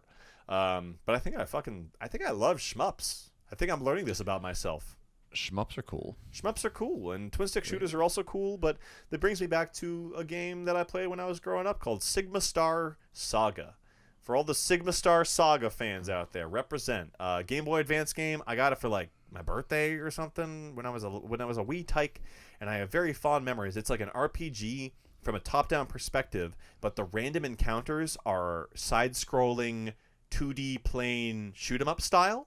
So you get beamed into your ship for a random RPG battle, but then you play a side-scrolling shmup. And it was like this weird genre amalgamation that I saw recently. They actually put out like a limited run games. They do those collections every once in a while. And I saw they were putting it back out with like a nice box set. And I was like, I could buy it, but I literally own it still right here. And it's like $100 for the box set. But it did make me aware. I was like, damn, I'm kind of craving like that kind of game. And, you know, I'm not going to compare the two. One is a like, you know, Star Providence is a roguelike twin stick, and this was like a true RPG with like shmups segments. But I realized how formative it was for kind of my enjoyment of dodging masses of bullet hell coming at me. I'm like, oh shit, I actually kind of like that. So I've been like super into it. Did you ever play Ikaruga? I love Ikaruga, and sure enough, like there's some vaguely Ikaruga elements in this game as well too. Yeah. So I was loving that part about it. What was I playing recently? I was I was playing some Final Fantasy 14 with the guys, and there was an Ikaruga part. I did the Nier Automata raid in 14. Okay. And yeah. It's awesome. It was really cool. I did it for the first time. But there was a part where it's like it does the full Nier level of bullet hell, and I was telling my buddies, I was like, guys, it's like Ikaruga, and I was like, what the fuck are you talking about? What is Ikaruga? Shut up! And I was like, yeah, all right, I see my place, but what's an Ikaruga? Yeah, exactly. I was like, oh my god, guys, they're doing an Ikaruga, and no one knew what I was talking about. Of course. But it's so great. Yeah, I know that game. I've never played it, but man, does it look hard. Oh, I've barely squeezed out a dub in it, but it is brutally difficult. Yeah, it looks stupid. One of the most fun co-op shmups, though, for sure. I never really played any bullet hells. I think I played a little bit of Toho games actually, a little bit. And I think like Toho is like the absolute like farthest end of the spectrum where things are getting like to 11 out of 10 levels.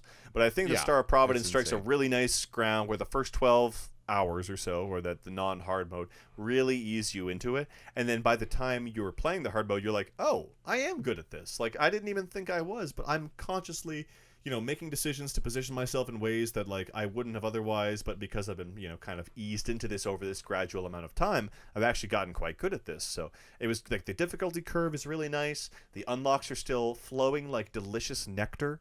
I swear to God, every time I play that game, I unlock some insane new weapon or like bomb or package of items or trial to do.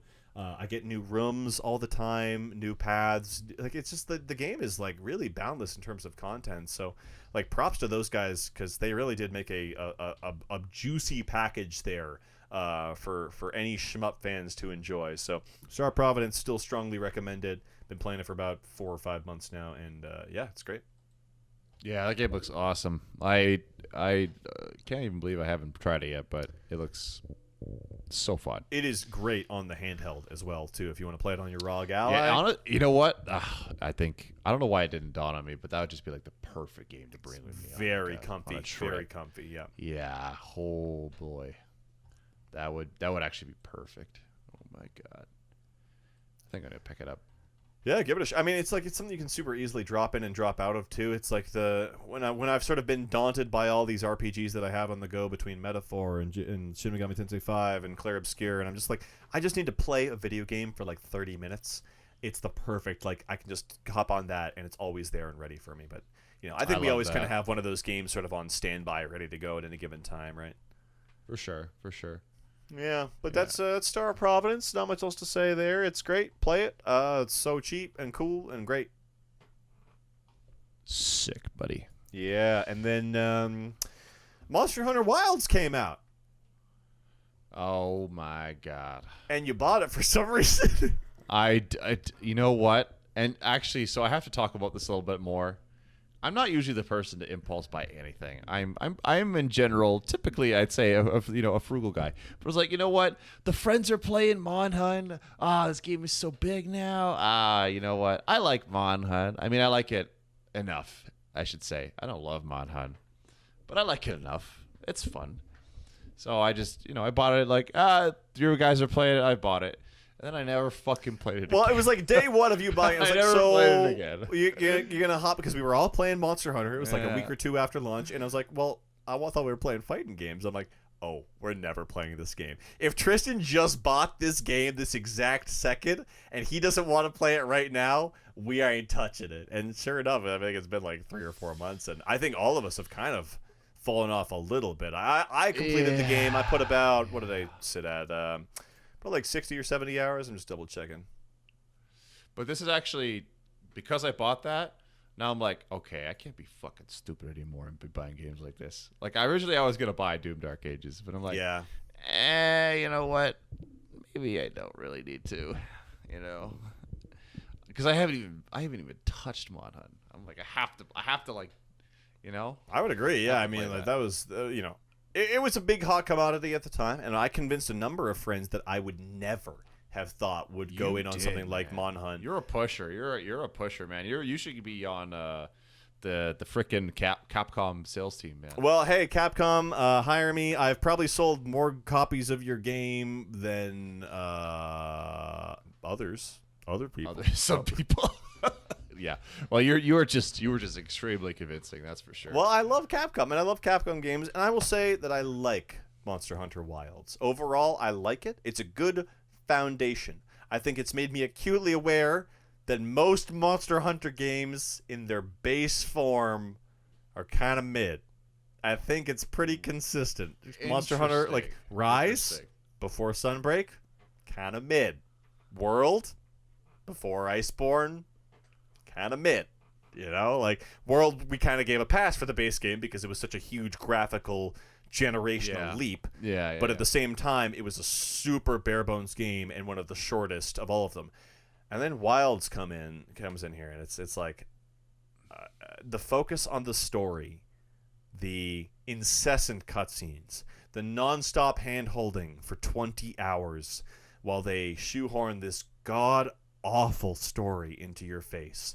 I was like having a tough time motivating myself, much less trying to convince others. I was like, no, just get through low rank. I swear, once you get through low rank, the real game starts. Then you can play the game. And I had a lot of fun with it. I played a good chunk of high rank. I made it to about Hunter rank 98.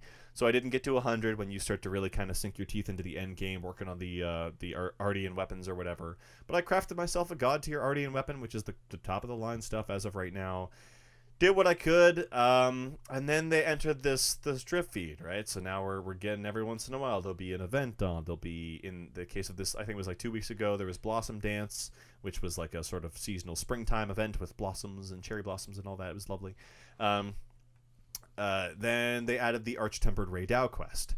And this is like, okay, this is what the game has been needing. They've added Mizutsune already. Mizutsune was good, not the hardest fight, solid fight. Arch-Tempered Raidao is what this game needs so badly, and it's what essentially I complained about to everyone who was unfortunate enough to play this with me the entire time, was like, yeah, well, it's a pretty good game, but it's not as hard as the other ones. And I probably was pretty insufferable because I was pretty incessant about it. But man, it's like I was like really tangibly feeling it. Like the game is a cakewalk now. They've added so many quality of life features. So much of the difficulty of Monster Hunter in the past has been based on really rigid, clunky control schemes and, like limiting your movement and stuff like that. So now that they've alleviated a lot of that, like for people that have played these games, it's a cakewalk. It's a joke. And I really tangibly felt it my entire playthrough. I was like, this is easy mode. This is for babies. I think I carded maybe twice the whole game before I got to Gore Magala. Like, it was... I couldn't believe how casualized and easy the game has become. I like it overall. There's fun things. As a greatsword main, they gave me cool cinematic abilities to kind of get cool counters off. I can be more of a shield up front. I like all that stuff. I like the changes they've made. I think the foundation for a really good Monster Hunter is here for them to expand upon and make it more difficult. And this Arch-Tempered Ray Dow fight that happened in the past week or so, or I guess it was like 2 weeks ago now, I think that indicates to me that they could fix this game. They could fix wilds. They could make it challenging. They could add bosses that don't get completely obliterated by this bloody wounds mechanic, because wounds fundamentally, so much so like the clutch claw of Iceborne and mounting in Rise, they always try to add something new to the equation, and it just throws off the whole kind of thing a little bit. Like the flow of gameplay just doesn't quite work when you are, hunts that took 30 minutes previously are now 7 minutes with you and your team just wailing on the monster and smacking them around and flipping them upside down and stunning them consistently. And I feel like something has been lost in the equation, because a lot of the people that I convinced to get wilds didn't stick with it. And I think it's because like they don't have the same level of difficulty hook that would entice people. And to be fair, some of the people that dropped it were actually having a lot of trouble with it. So maybe there is that was probably in the focus testing, that it's like, actually people who haven't played Monster Hunter are really bad at it and don't know how to play it at all. It's very different. Yeah, 100%. Like if you haven't played a game like that before, there's really no frame of reference. So I get that, but at the same time, I feel like they way overcorrected in favor of those people, because for people that have played these games, this is a cinch. And I don't know if it's just me, but I feel like other people echoed a similar sentiment where it's like, Monster Hunter is baby mode now. Yeah, I hadn't really played enough of it to really say that. I also think I'm kind of bad at these games too, actually, to be frank. I was like, I wouldn't say getting my ass handed to me, but I was like kind of having a little more trouble than I would have cared for, I haven't really played a lot of them. I've only played World, so I played a little bit of Iceborne.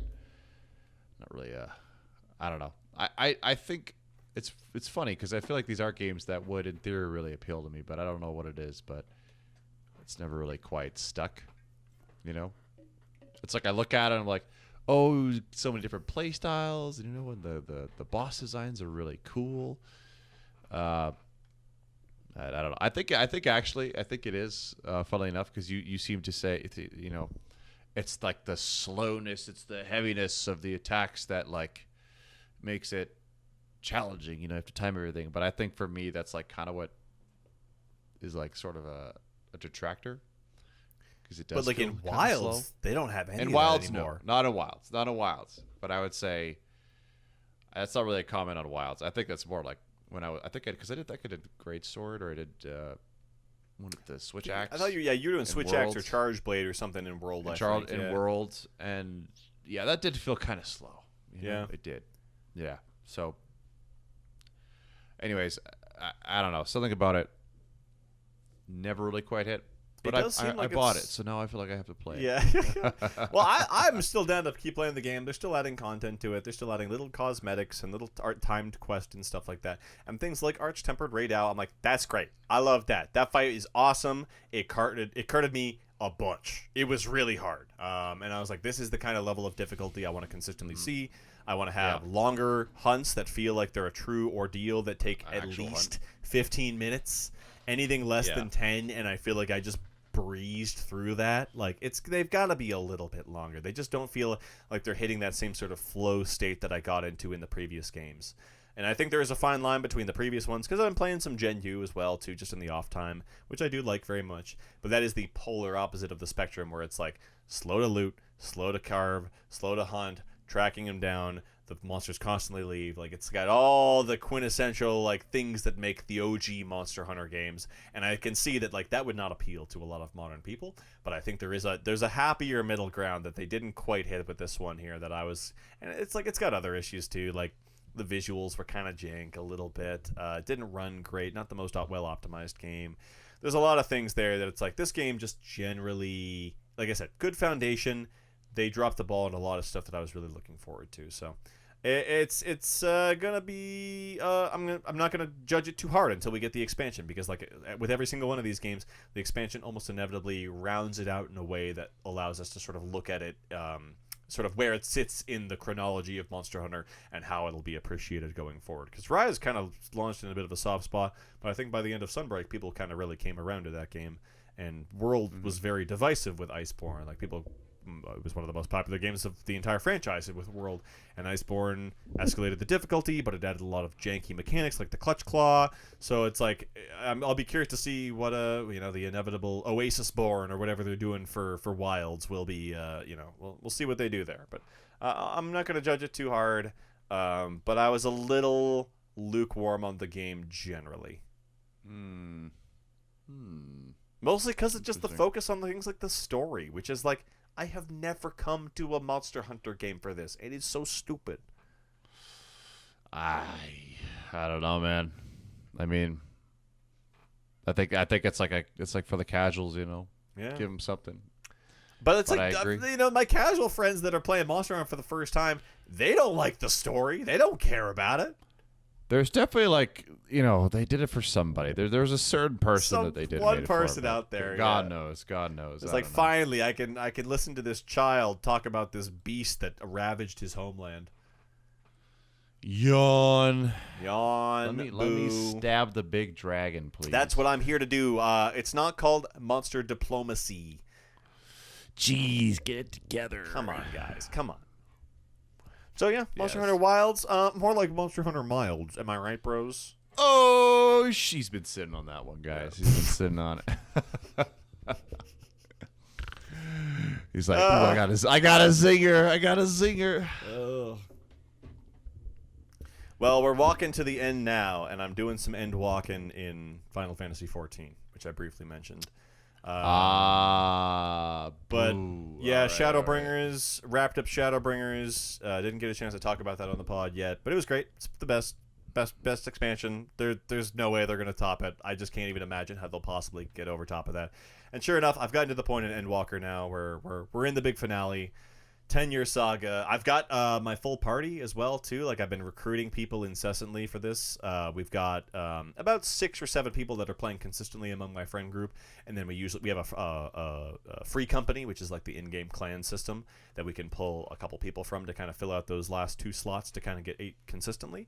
But we have at least 4. We've got, like, our hard party of 4 is all at Endwalker. We've made it together.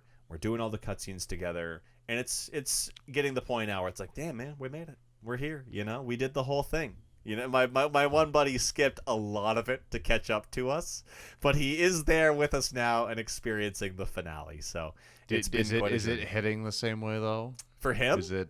Yeah. Probably not. He's often confused. There was a moment when he was like, "So are we ever gonna meet this character?" And I'm like, "Wolfie, that was the most important character that showed up in this entire thing." And I'm like, you have not been paying attention at all. Like, that's funny.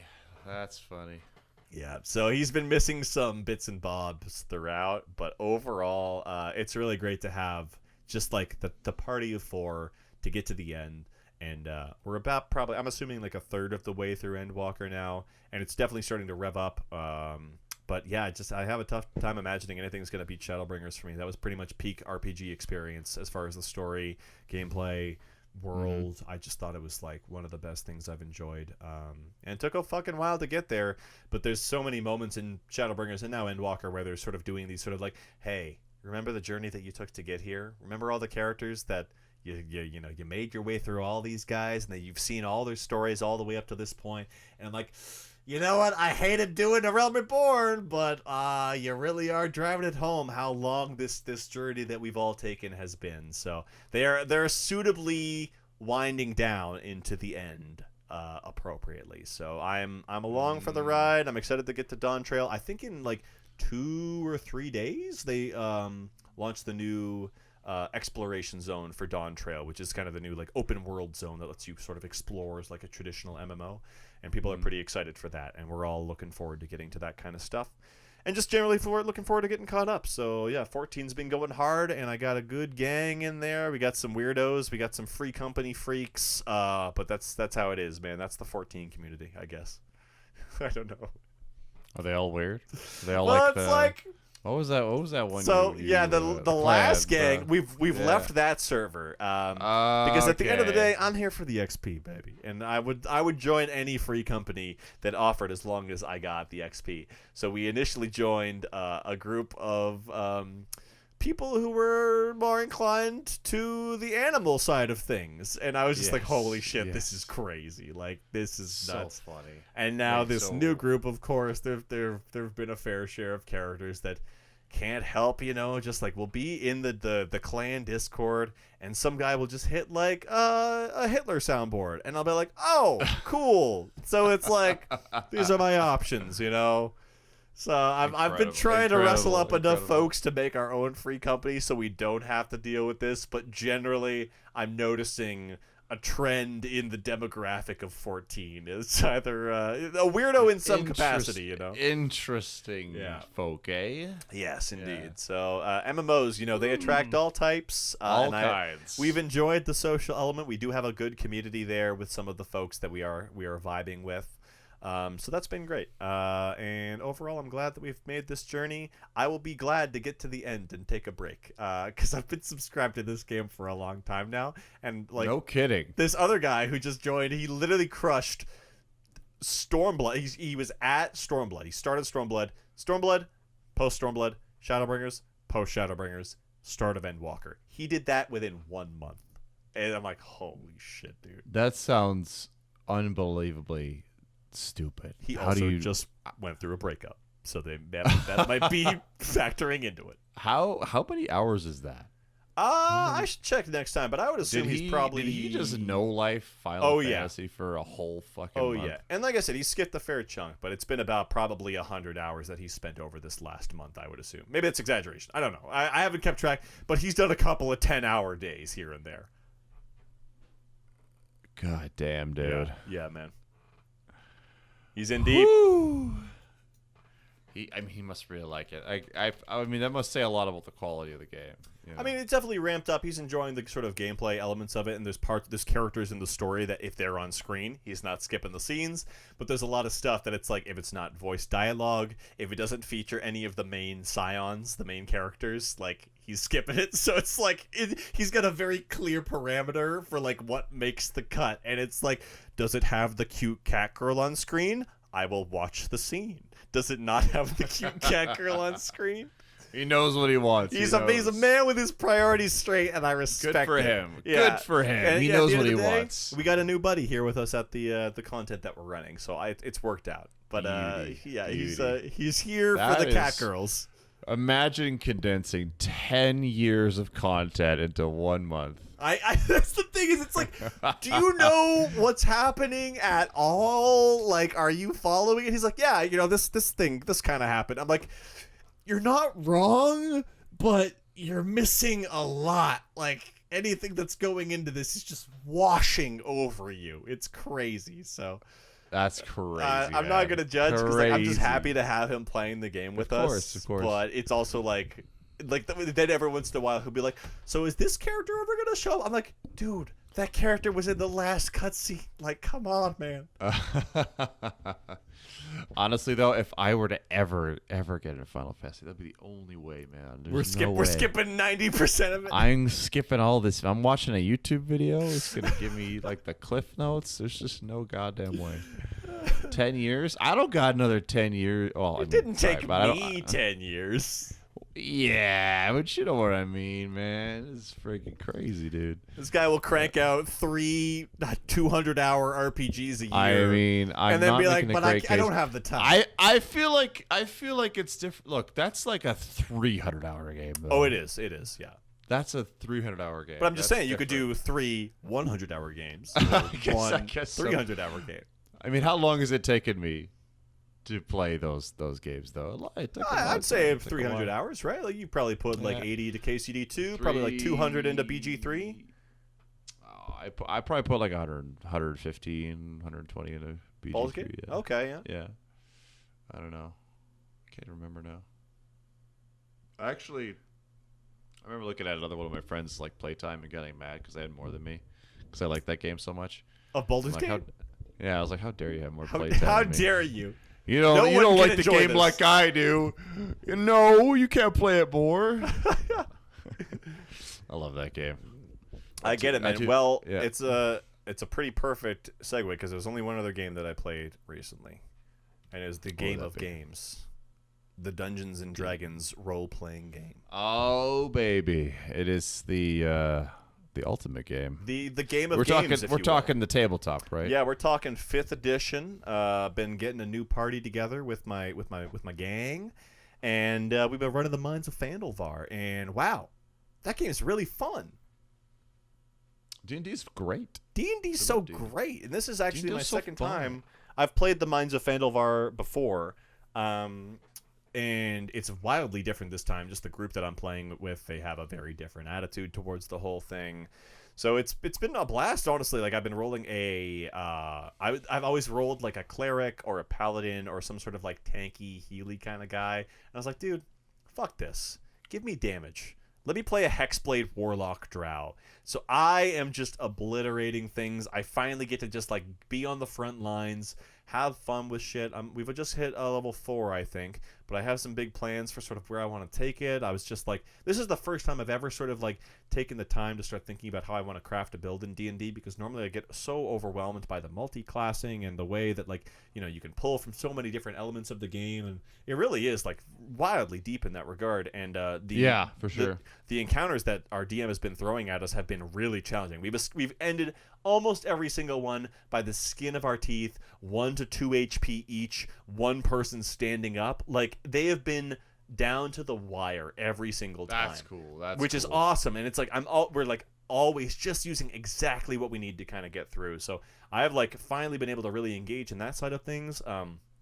My big kind of crazy plan, I heard there's this sort of notion that when I hit level 5 on Drow, I'll unlock the ability to cast Darkness. Cast Darkness on myself, everyone gets disadvantage on me.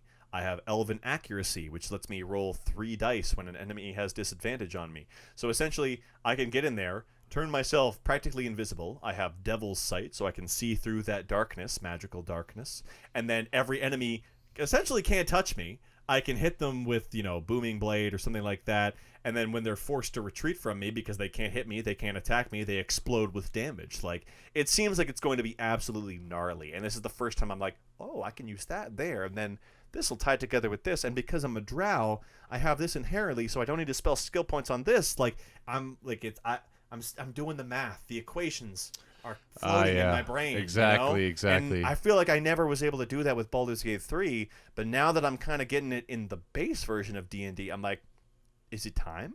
Do I go back and try to maybe make BG3 work for me? And I'm going to finish Rogue Trader first. But now they're done with DLC for Baldur's Gate 3. It's all wrapped up. So I think it's time.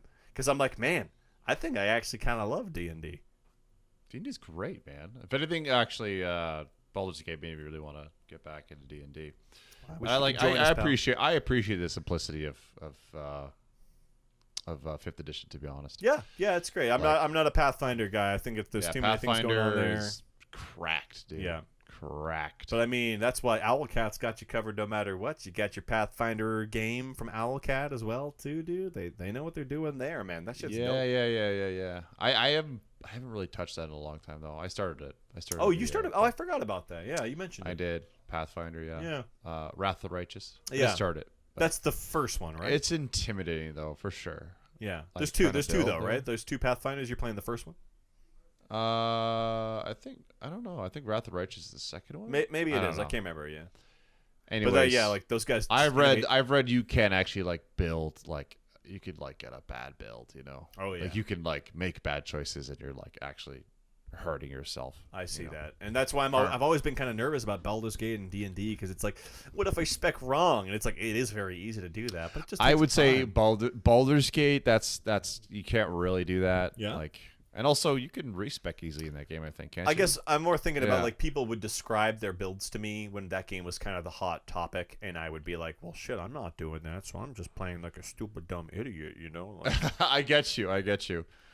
To be fair, when I played that, I did look up like tier lists and shit. You know? I think like that's what's kind of actually almost given me more fun with this D&D session that I'm doing, where it's like I took the time, I looked up how my Hexblade Warlock is going to develop, how I can incorporate things that are specific to me, like because I'm a drow, I know that I'll be getting darkness at level 5, so I don't need to spend the spell on that. I can save that for something else. Like I've finally just taken the time, and I feel more confident with my decision making, and my build is more fun as a result. And that was something I was always just reticent to do in games like Baldur's Gate, because I was like, oh, I want to figure it out for myself and just sort of feel it out. But even in Rogue Trader, it's a similar thing where it's like, well, that'll only get you so far, right? Like you kind of need to have an end game, and things are gonna synergize better with each other inherently, you know? Yeah, exactly, for sure.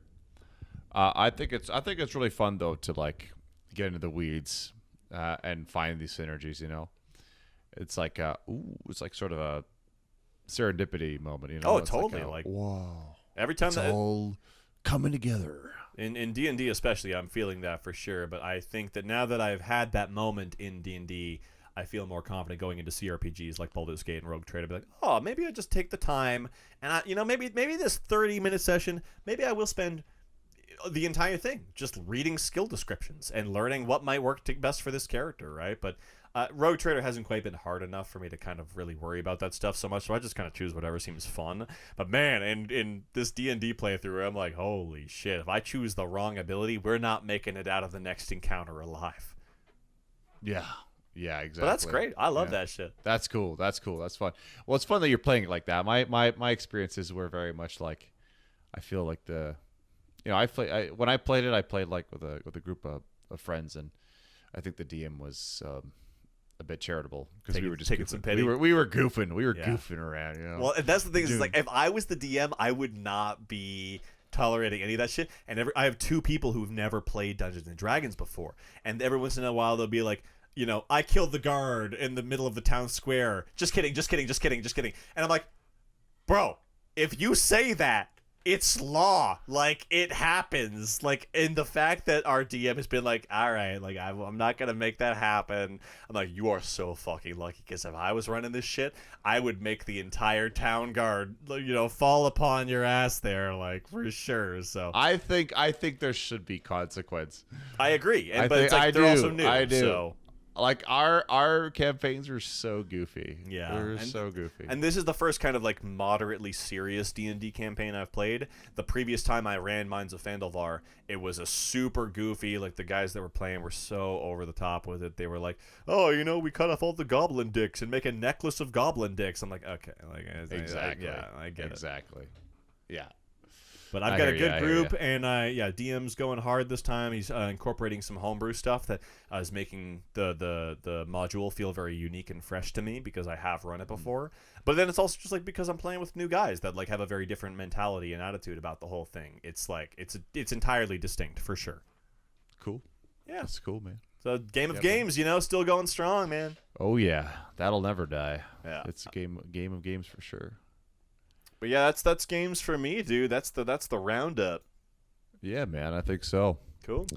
Want to hop in the news after a break? Yeah, indeed. Yeah, and then we'll come back with some news. We'll come back with some spicy game news. All right, be right back. Be right back. Season 3's news. The news of Season 3. Here we go. What do we got, Tristan? A lot of stuff. It's been like 5 months. We'll barrel through a lot of it, I think.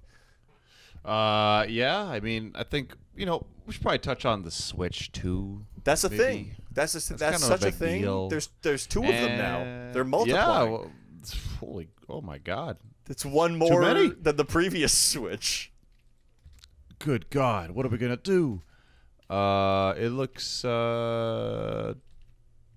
pretty cool, I guess. Yeah. It has a real frame rate. I'm happy about that. That's gotta be the most lukewarm reaction to any Nintendo console I've ever heard. It's okay. It's a console. I don't. It looks exactly like this. It's like, it's stronger. It's the same thing, man. This is such a reaction to the Wii U, though. Like, I can't help but feel every boardroom decision was like, how do we make sure they know it's a different console and an upgrade? Put 2 in the name. Change nothing. You know what, man? It's about damn time, frankly. Yeah, I mean, it's 100% reaction to the Wii U, because Wii U, yeah. Because honestly, if it ain't broke, don't fix it, right? Yeah. People honestly, the Switch. I feel like that's all we would ask for, man. You know, just give me. I mean, I don't know. Maybe I would have in a dream world hoped for something a bit more powerful, but you know, it's. I mean, it looks pretty good, but you know, it can run Metroid Prime 4 at 4K. So what else can you ask for? Is it 4K? It's 4K and 60 FPS, and that is why I was there on the launch day or rather the online launch for Best Buy, because I was there like the night of, and I tried like a couple of sites, but none of that shit was working, and I was like, I'm not staying up like late for this shit. I got to go to work in the morning.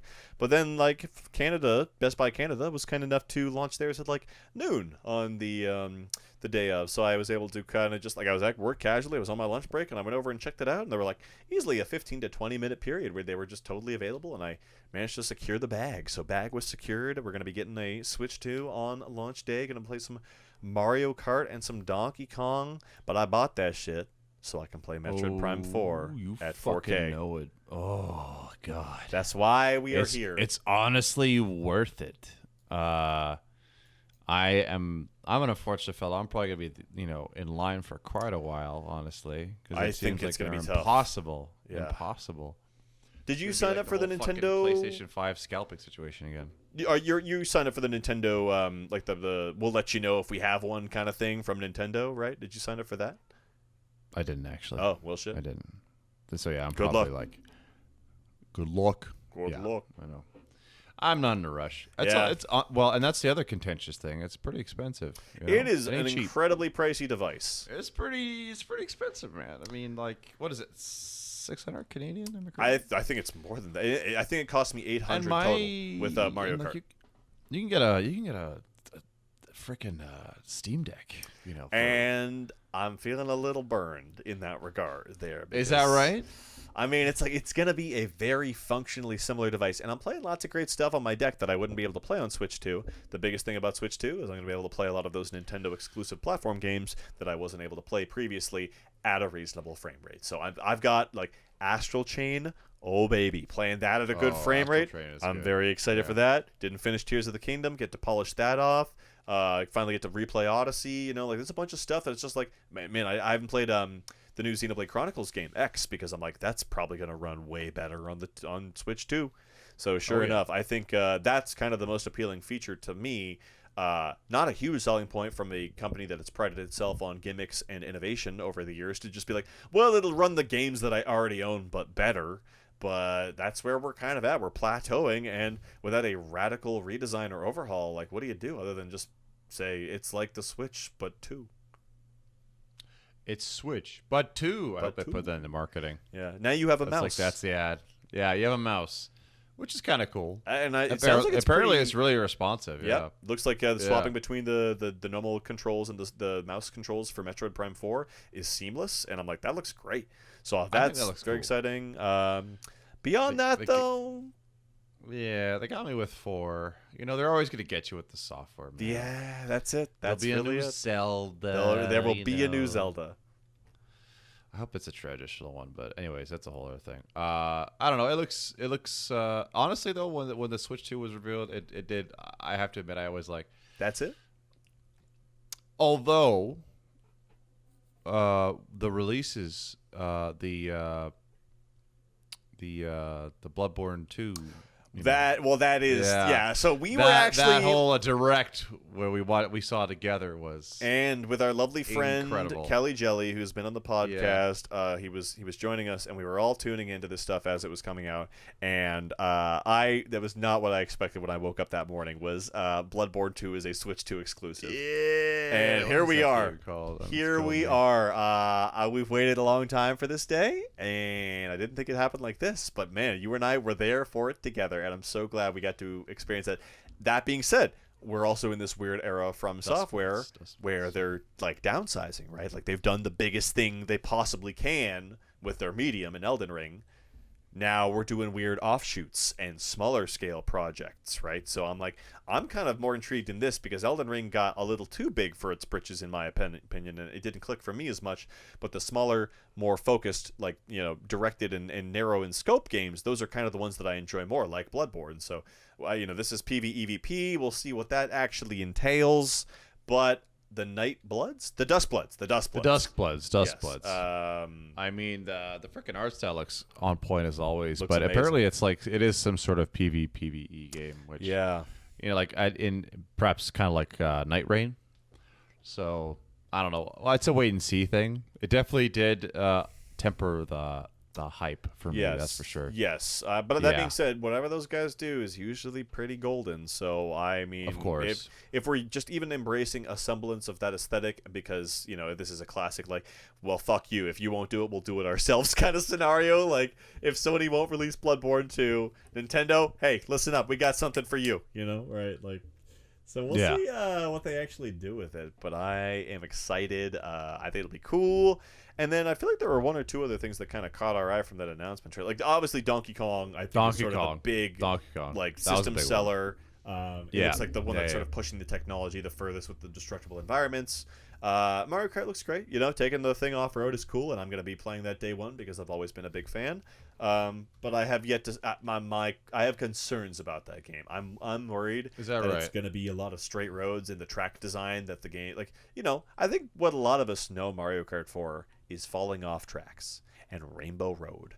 And, that kind of, like, type of game feels very in line with, like, the Mario Kart experience. And I worry that it's been neutered down to... I mean, there's going to be no falling off tracks at all anymore for the most part. I think if it's mostly an open world area with lots of interconnected planes and stuff like that, right? Like, I'm sure you can go off the track but a lot of the stuff that we've seen so far looks that it's more...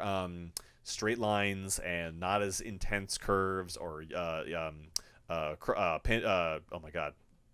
racing terminology, pin turn. What's the word I'm looking for? Gran Turismo man, help me out. Dude. Hairpin. Jesus Christ. Hairpin. It's been a while since we played some Gran Turismo. I know we haven't. I know. Yeah, but so like it looks like there's less of that in World. So I'm a little concerned about how that's going to affect the track design. For sure, I've heard that levied too. Who knows, man? Who knows? We'll see. I mean, I have to give him some credit for taking a new direction with it, though. That's for sure. And I think it's what caused everyone to kind of perk up their ears. It's like, yeah, it's Mario Kart. Wait, what was that? Did they just go off the track? Exactly right. Because I mean, the Mario Kart 8 is just like has so much content. It's almost like Ultimate. How do you exactly? What do you do? Where do you go from there? This game literally has everything. Go? Yeah, really, exactly. I wonder. And I feel like naturally they'll probably try and do another Smash, and I wonder what they'll do with that. Well, there's also this whole other news about the GameCube Virtual Console being brought to the Switch 2 online, right? So we got Soul Calibur 2 coming back. That'll be huge. Pretty excited there. Some other fun ones as well. That's a fun game. F-Zero GX with online will be fantastic. I'm very excited for that. But a notable omission that was like, okay, you can't bring the GameCube Virtual Console back and not mention it. Where's Melee? And it's like you just know that they are terrified to release what is considered to be, by many, to be the best Smash Bros. On a platform that could hemorrhage the sales of a future Smash Bros. Cannibalize the sales for sure. So that was the overwhelming vibe. I was like, a lot of games are showing here. There's one game in particular I'm noticing that isn't being shown here. So I think we're getting, probably in a year or two after the launch, Smash Super Duper, Smash Kerfuffle. What are we going with this time? Smash Smash Fight. Smash 'em. Smash Bros of smashing. Yeah, I don't know. There's a lot of directions they could go. Who knows? We'll see. Ultimate. How do you go from Ultimate, man? But to take it back to Mario Kart, that actually is a case where they have expanded the roster once more, which already seemed impossible.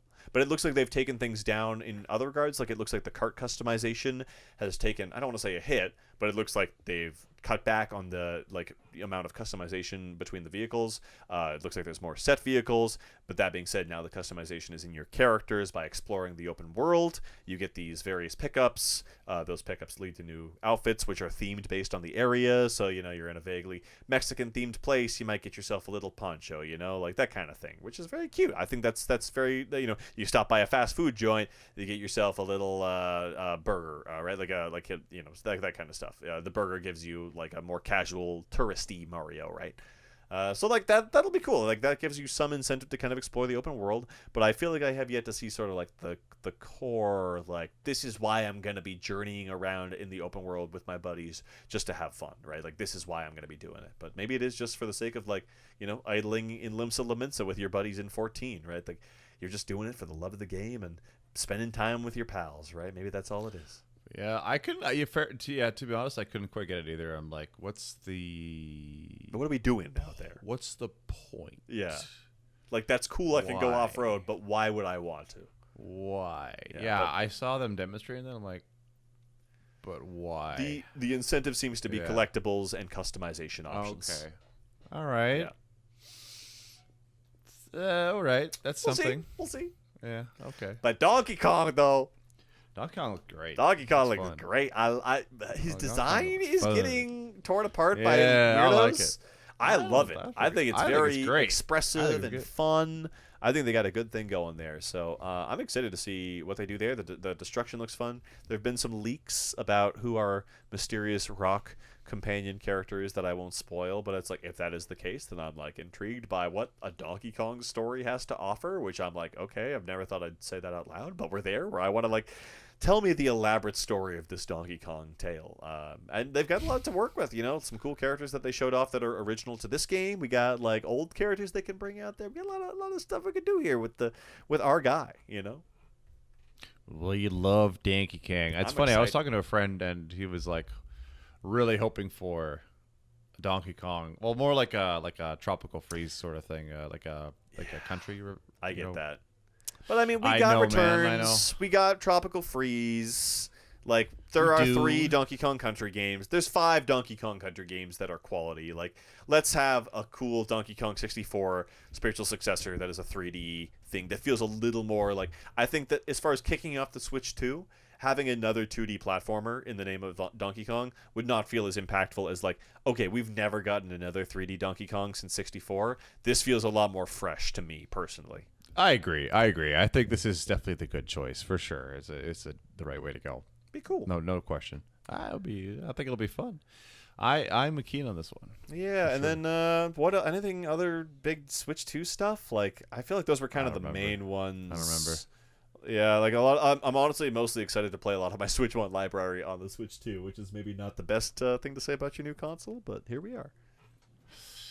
Yeah, it's a lot harder. It's a lot harder with the existence of Steam Decks now, and so yeah, like, where do you go to justify? From there? How do you? I mean, it's software is what's going to set this thing apart. So once again, they will compete with nothing but the cards they have in their deck there, and that is Mario and Zelda.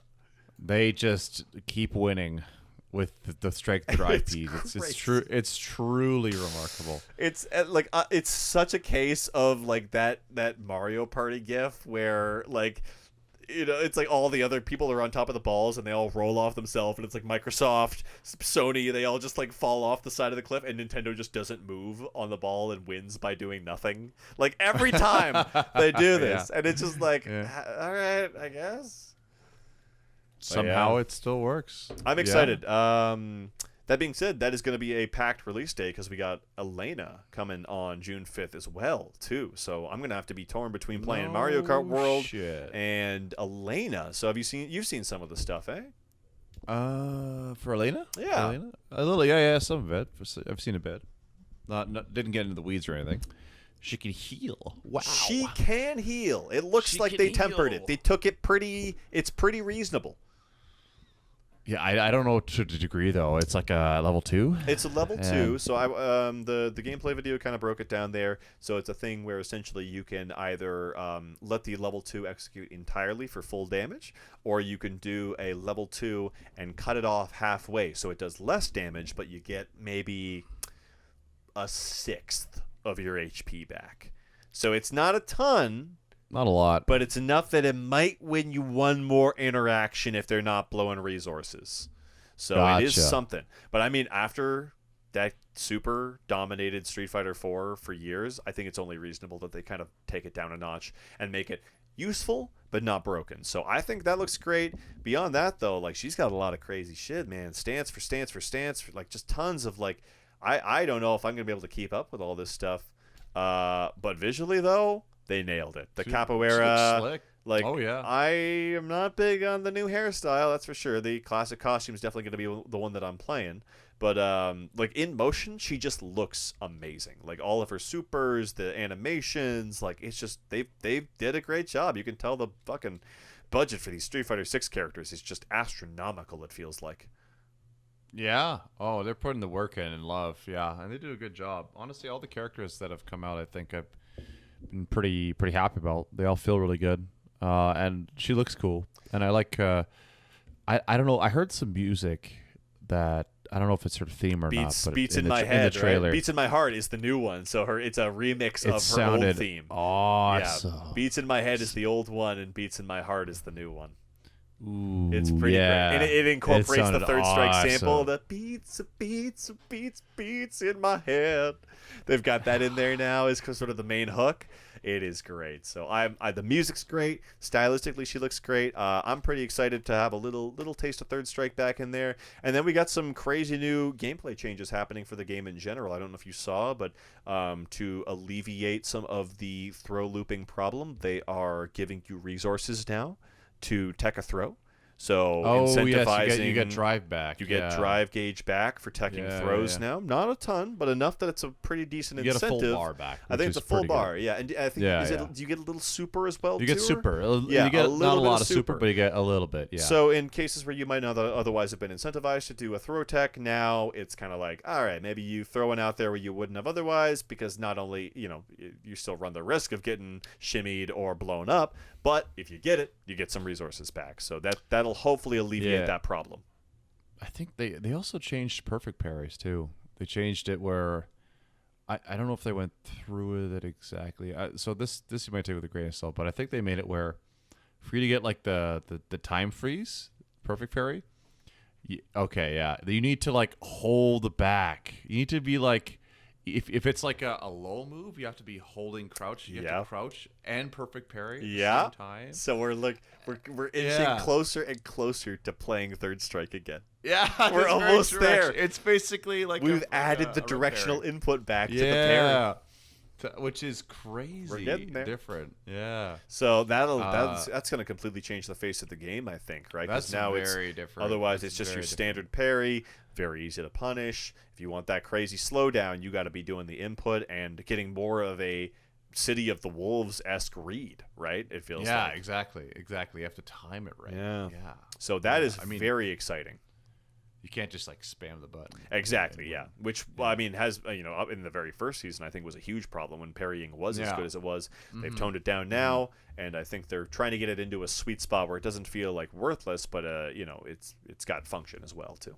Especially if you execute on it with that extra level. Yeah.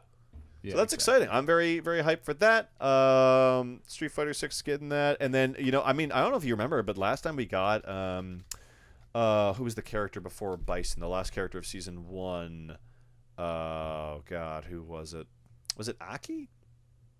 No. Well, I remember there's the last character of season 1, and then it was like 2 weeks later that they announced Bison, and he was in the game.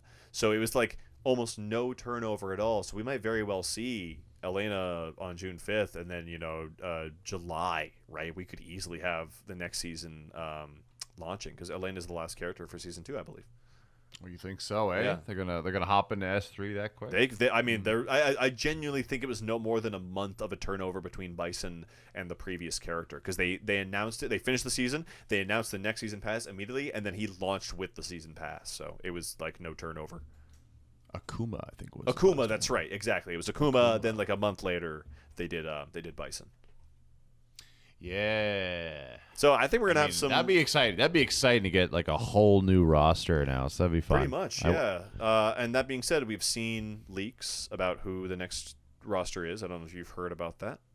I haven't actually. Yeah, so what's we've apparently got the next couple of characters lined up, and I'm gonna pull it up to make sure I don't misremember it.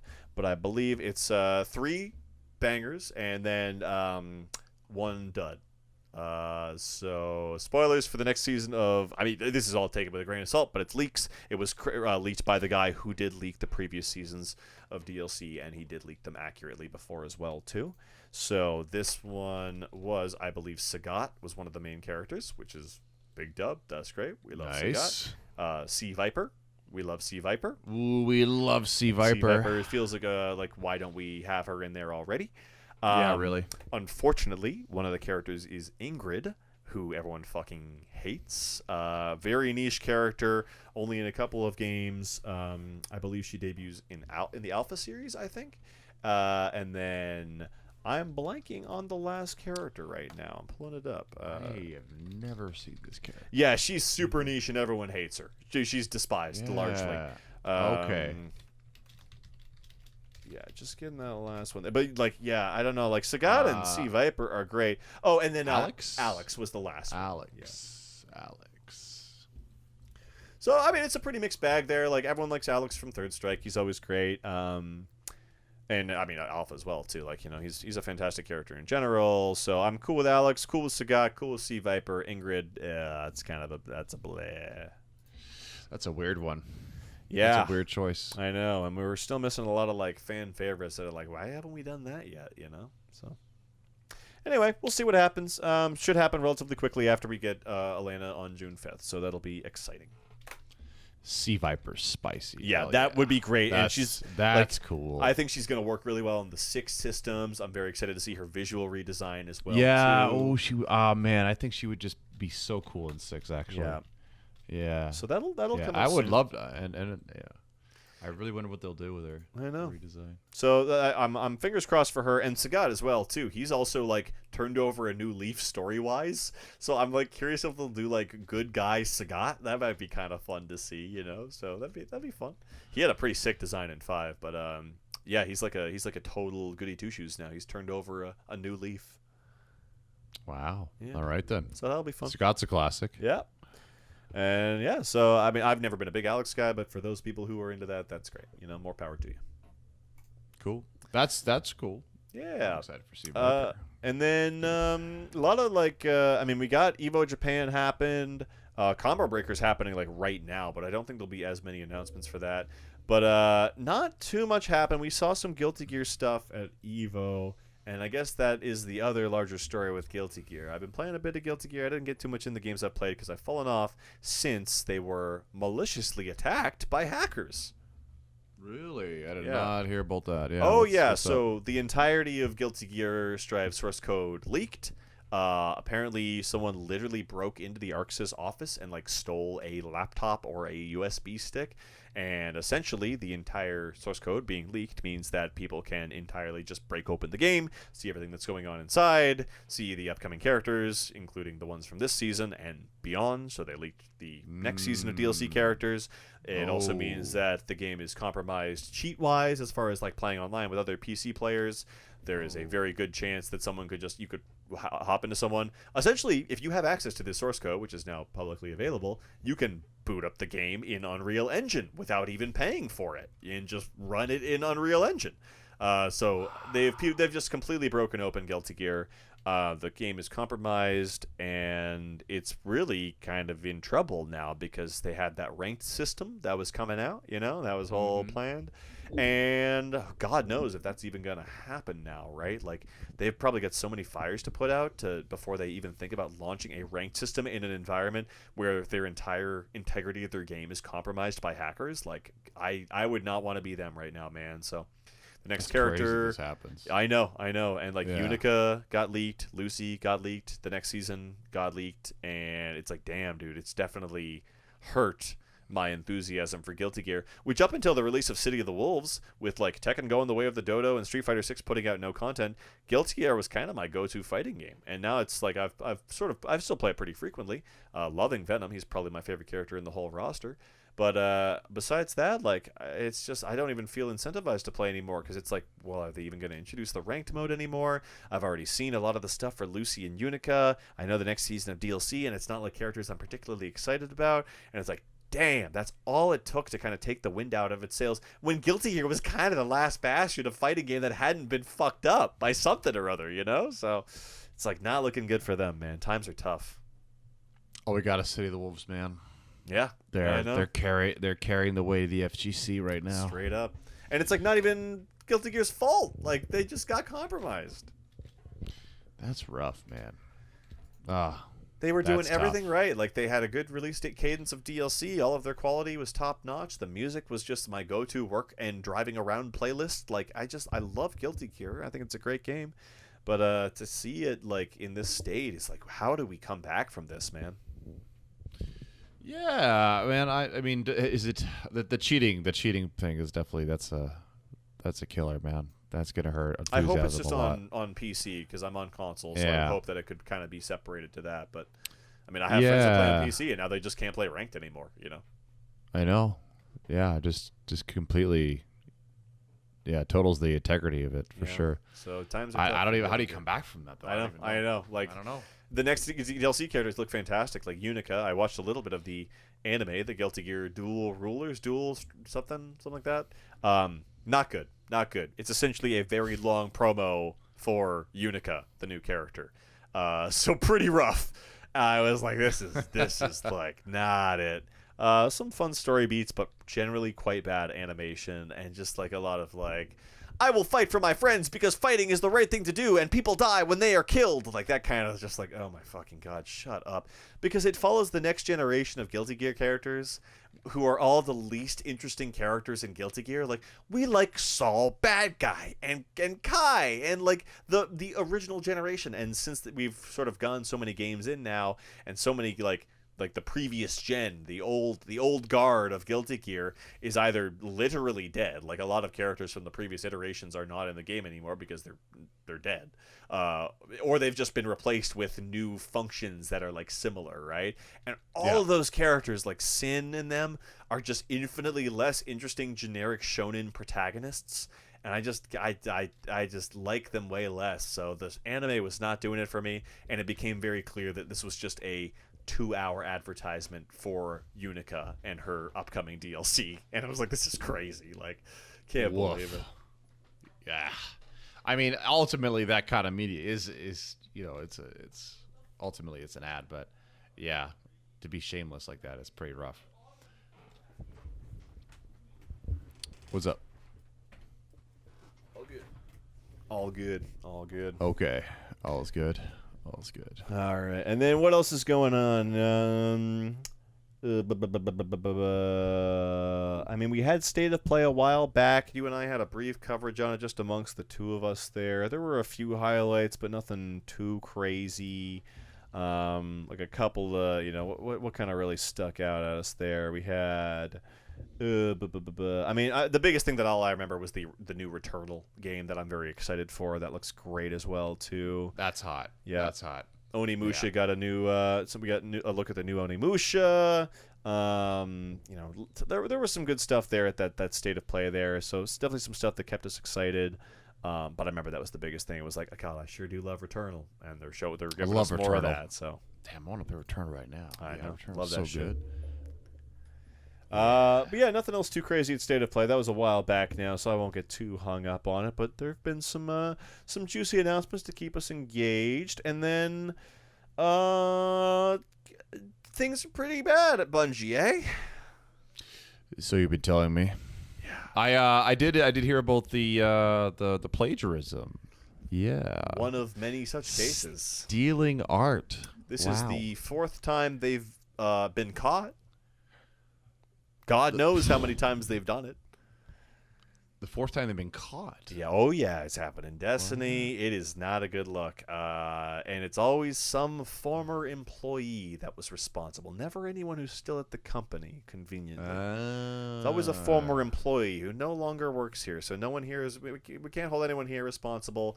But goddamn if we're not going to march the art director out on a 1-hour stream and, like, just put him out to pasture, essentially. Like, just mentally destroy this individual. It seems like he maybe brought this on himself by letting this slip by under his watch knowingly or unknowingly. But wow, to just see Bungie's official response be, you're going to go out there and you're going to get torn apart by the community. You're going to sit there for an hour on the verge of tears reading these comments just destroy you, where it's like the entire Twitch chat is just saying, plagiarism will make me God. Plagiarism will make me God. That's like, right. Holy shit. I cannot believe that was the official take there from Bungie. Yeah, not a good look, man. Not a good look. No. I think the excitement for Marathon is quite dim. It's rapidly deteriorating if there's anything left at all. Anything, which is crazy. I you know what? I mean, not to say I really feel bad for, a billion-dollar company like Sony, but they're getting burned, man. They're getting burned on this one. Yeah, no kidding. They sure. have On the backed acquisition, the wrong horse. Yes, they seemingly did. And if Marathon flops, dude, like they're definitely just gonna say like, all right, you guys are done. You're out. Give us the property. Yeah, exactly. They're gonna take over, right, for sure. Incredible how profoundly badly the whole live service bet has gone for them. But maybe it's for the best, honestly, because we don't need more. No. And frankly, the problem with live service, it's like it's a genre where you're investing so much of your time, right? And that's a very saturated market. You got your only be Fortnites, so many. You got your, there really can only be so many. To try and break through that, to like get the habitual commitment from a gamer and it's who's like already have.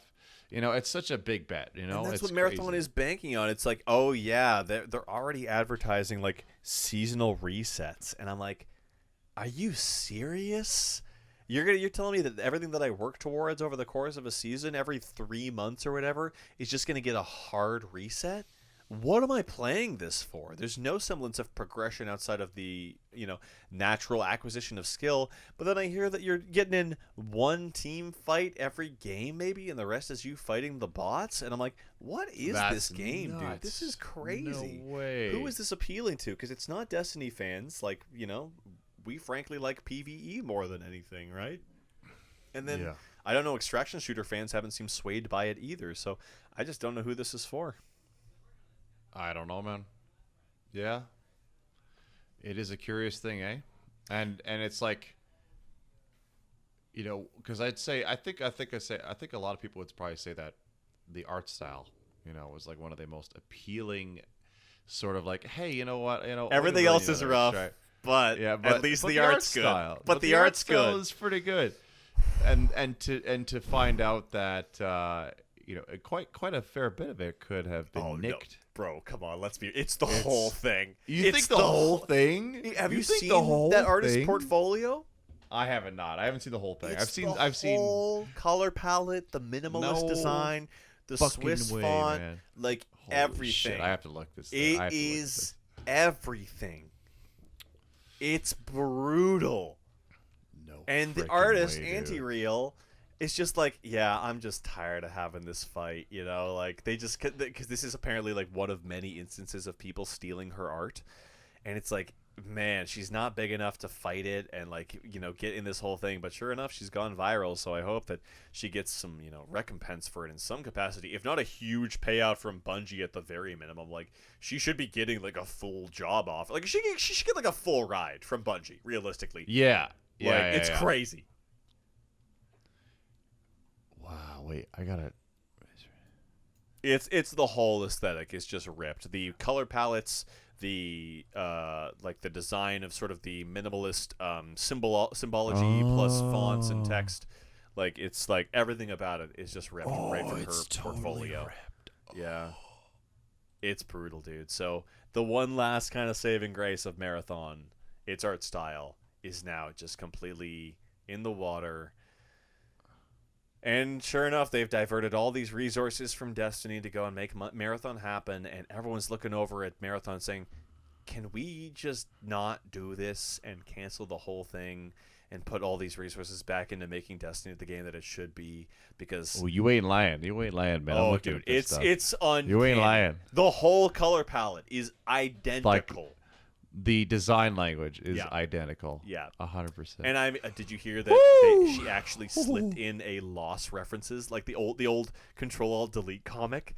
She was like, I put loss into my designs 10 years ago to see if anyone would ever copy them, and someone posted a photo of the Marathon Alpha in game. So like the loss panel comic is there, and like you can see it. And it's like, oh, it's damning. It's just completely damning. No way.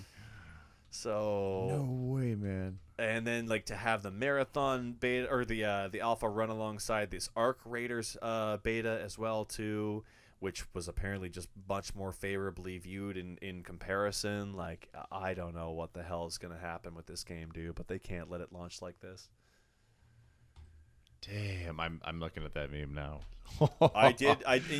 Breaking news, actually, I just saw this coming in here. Hot off the rails? Yeah, it is who's this from here? Someone just sent this on my Discord. They said that it was from Destiny Bulletin.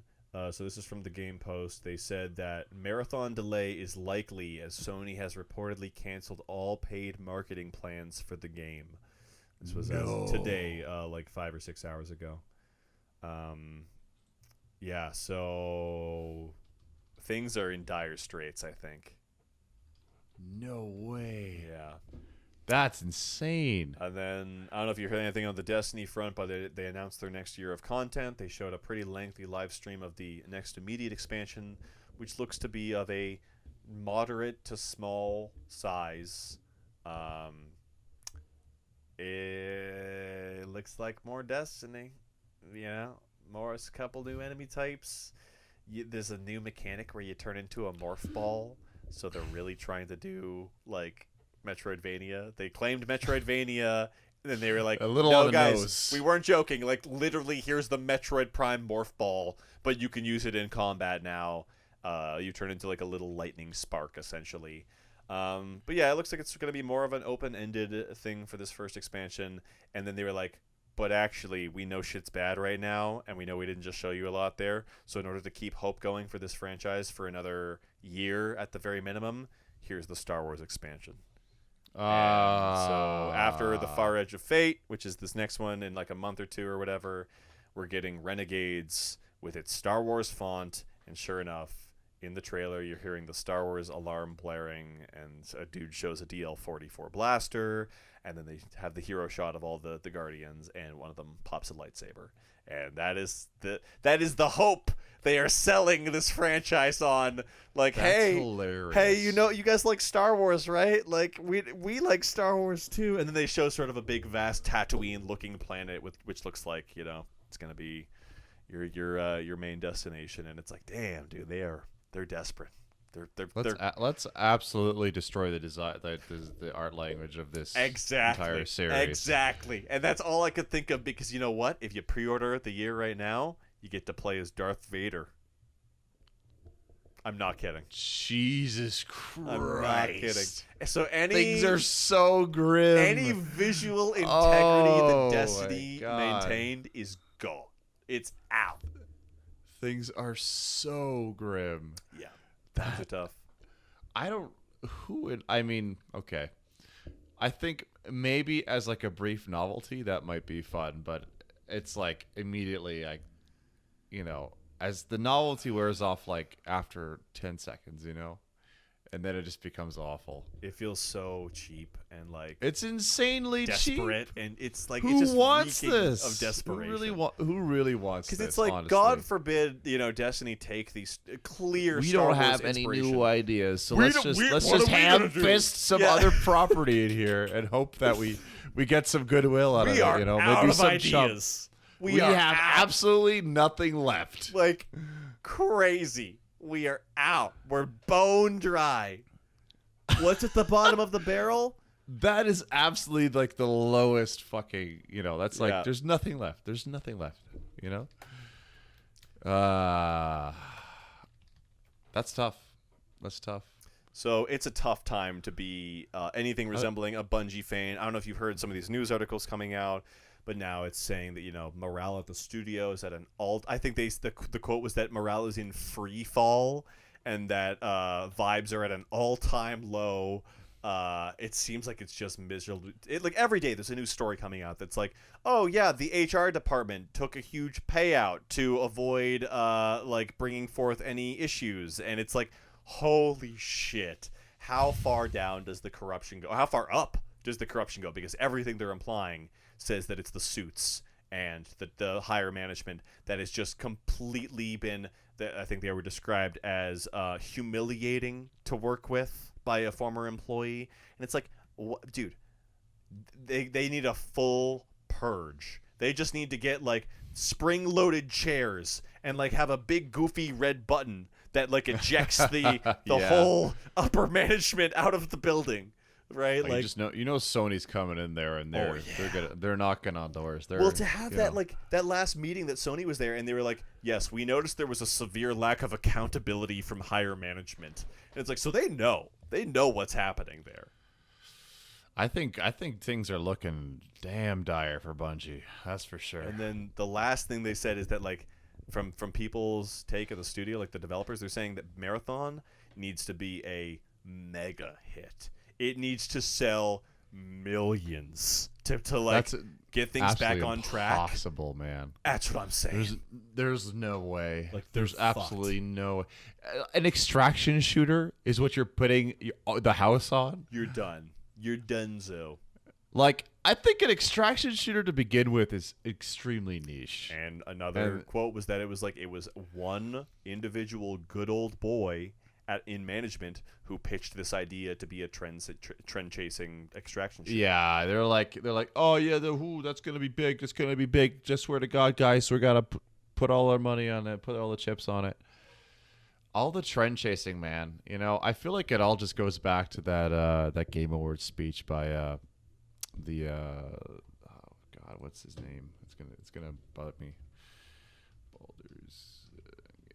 Oh, like the director when he was talking about like making good games. Yeah. And stuff? Yeah, exactly. Oh, it's gonna bug me if I can't remember the name of the guy though. I can't remember his name either. Yeah. Armor Man, right? Yes. Yeah. Yes. Our armor guy that showed up there in the full plate armor and said it really hurt. Sven Vinky. There we go. Yeah. Yes. It just I feel like it comes back to that where it's like, just make a damn good game. It's like that's too hard. Nah, man. It's like it's the executives, It's like when the money gets into it. I'm a Marathon fan. Like, I love Marathon.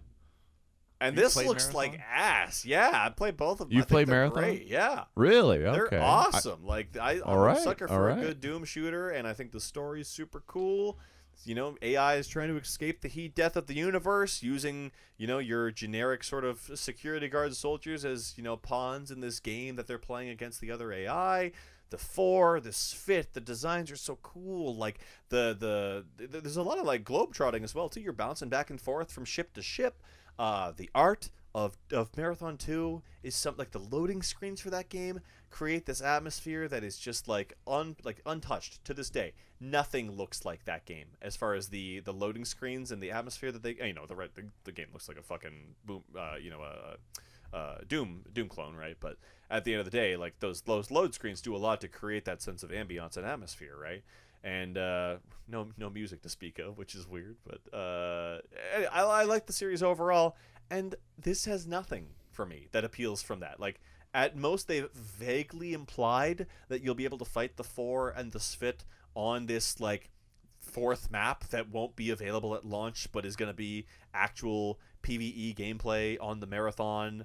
But that's coming later, and it's like, dude, you can't be breaking this shit up into multiple pieces. This is crazy. So if that rumor about the delay is true, like, they've got to launch with like that needs to be front and center, because they've described the marathon, this 4th map that no one's played on yet, as being this sort of raid-esque kind of encounter where it sounds more like it's like Gambit, like it's maybe you and your team versus another team, and you're both sort of racing to see who can kind of compete faster. And this is what I was talking to my buddy about this. I was like, the only way they could even possibly attempt to save this game is making all the stuff on the ground, the extraction shootery stuff, factor into some more compelling gameplay loop for someone like me, which does have raid mechanics and things like that to kind of engage me on that level. That would be interesting, because it's like, then it's like, cool. The stuff I'm getting on the ground, it's all factoring into my chance to complete that 4th map there. And I've heard that the 4th map is very difficult. It apparently had about like a 20% success rate, which is like, okay, so maybe that's kind of why you are incentivized. It's like, I need to get better stuff on the ground to get up there into that ship and have a chance to finish that, to either achieve some sort of acclaim, either a title or some loot or something that's going to factor into your overall progression. But at the end of the day, you still got that seasonal reset there, so it all is for fucking null and void. But the point is, like, I think that's the kind of hook the game would need in order to survive there for Bungie fans, for extraction shooter fans, because as it's standing right now, it's not doing enough to appeal to either one of those people. And it needs some sort of, like, this is why you would play Marathon, because the extraction shooter is factoring into this kind of more engaging raid-esque thing. That would be my dream, that they could salvage the game with. Yeah. Actually, that would be kind of cool. Actually, that sounds kind of cool. I'd be into that. So, yeah, I don't know, man, but it's dire straits. Yeah, and, times are tough. Honestly, there's just no way. It doesn't matter. They could, it could be the best game ever. They'd have to like make Fortnite, pretty much Fortnite 2, and that's what they are hoping for. But it's like, good fucking luck. Yeah. We'll see. Sorry. Yeah. Knows. So that's the state there at Bungie. Things are bleak. Yikes. Our heroes have fallen. I know, man. Not a shell of themselves, truly. Indeed. But other games been coming out that look kind of cool. Warhammer Skulls been going on. That's the series of announcements going on there for Warhammer games. Got a lot of juicy stuff there that I was pretty stoked about. Mm-hmm. So we got biggest one that I'm stoked for is Dark Heresy.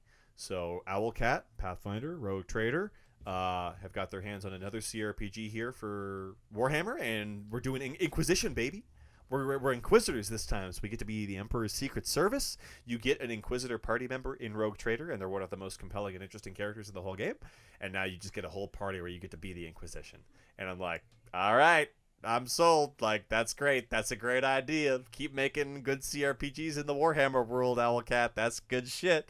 So that's going to be cool. We got Bolt Gun 2 as well for the boomer shooter fans, 2, That's pretty cool. Yeah, and you were like pretty, positive on that overall. I like it's fun. Yeah. No, I mean I would encourage anybody to play it. Yeah, it's free good. on PlayStation Plus. It's a good game. Don't get me wrong. Yeah. It was fun. I had a good time with it. So 2 looks like more of the same, pretty much. Nothing too crazy different there, it looks like. And then we got some more niche ones as well, too. Mechanicus, too. Some Adeptus Mechanicus love there. And then Supremacy, which I don't know too much about. But, so like a lot of stuff coming there. And then it's like a ton of other games got updates. Like Rogue Trader, they showed the new DLC there. Lex Imperialis. Cool new class, cool new story. That'll be fun. That comes out in like a couple of days there, I think. New Total War Warhammer 3 update. Fucking Tacticus. Bolt Gun update, Vermintide update. There's a new Horus Heresy thing related. I couldn't quite gauge what that was. But then the biggest 2 were Darktide gets a new character. You get to play the Arbitus, which looks awesome. You've got a new robot canine companion, which I'm like, fuck yeah, dude, this looks great. big like shotgun and like heavy like obliterating heads kind of thing. It was mostly just a teaser trailer. I haven't seen any in-game stuff from them yet, but I think they're going to charge like $12 for it, which is a pretty hefty price for a character in Darktide, but you know, it looks good. So we'll see. And then the other one is Space Marine 2 gets the siege mode there, and I think this is going to be one of the they're winding down Space Marine 2. They've announced 3. This was one of the big things they teased for a long time. So still just getting consistent updates for that game, and I need to find some friends to play it with because I quite like that game. Space Marine 2? Yeah, love that shit. Yeah, it's good. It's fun. It's a fun game. But a lot of good stuff for Warhammer fans. I know, man. Like, and as someone who's like just sort of sinking my teeth in now, like, good stuff. For sure. I'm keen on the bolt gun too. Yeah, that's cool. I'm mostly like Dark Heresy. I mean, they also announced another season of DLC for Rogue Trader, which is like, fuck, man. I kind of wanted to just like be done with this game, but I guess I'll finish my current playthrough on Iconoclast, run it once more with Lex Imperialis as Dogmatic, which looks like it's going to be like a perfect fit for this new class as well too. So that looks kind of cool. And then when they're done the next season pass, I'll probably do like a Heretic playthrough. So it should work out, I think. But yeah, it's a lot of times to play through that game, but it is quite good. It's worth it. Yeah, Warhammer fans eating good there. I don't have too much else. I had class looks cool as What's shit, that? Actually, I'm looking at the trailer for that Arbitus. It looks really sweet. Yeah, I'm excited to play some of that. Looks like a RoboCop. Yeah, and then so the Lex Imperialis, the new Rogue Trader DLC. I think it's called like an Overseer or something, but it's functionally very similar. Like it's like you have the robot canine companion. The Overseer is more focused on like giant riot shields, which looks kind of cool. But yeah, so I'm excited to see what they do there. The class they added with the last DLC for Rogue Trader was like it completely broke the game. It was stupid good. What is it? The Assassin, I think. The Cabela, the Bloodspun Web cultist, that she uses that, and it's like the kind of thing. It's like, wow, this was DLC tuned because it is way better than anything else in the whole game. It feels like. So we'll see if they keep this one more in line balance wise. But yeah, besides that, I don't know. I'm excited for Death Stranding 2. They released the trailer since the last time we talked about this, but now we're so close that I feel like it's like it's upon us, man. Like we're entering the Death Stranding 2 era, and I kind of want to like keep it all off to the side. I've tried to avoid everything besides that initial what was it, like 10-minute the pre-order trailer or something that was longer than most like stories in games. Like it's crazy how much that trailer was crazy. Yeah. I'm excited though. I've heard it's good. I might be willing to. Well, I don't know. Actually, I did hear that you really should play the first one. I mean, it seems, especially with Kojima games and these stories and whatnot. But I think with 2, I am.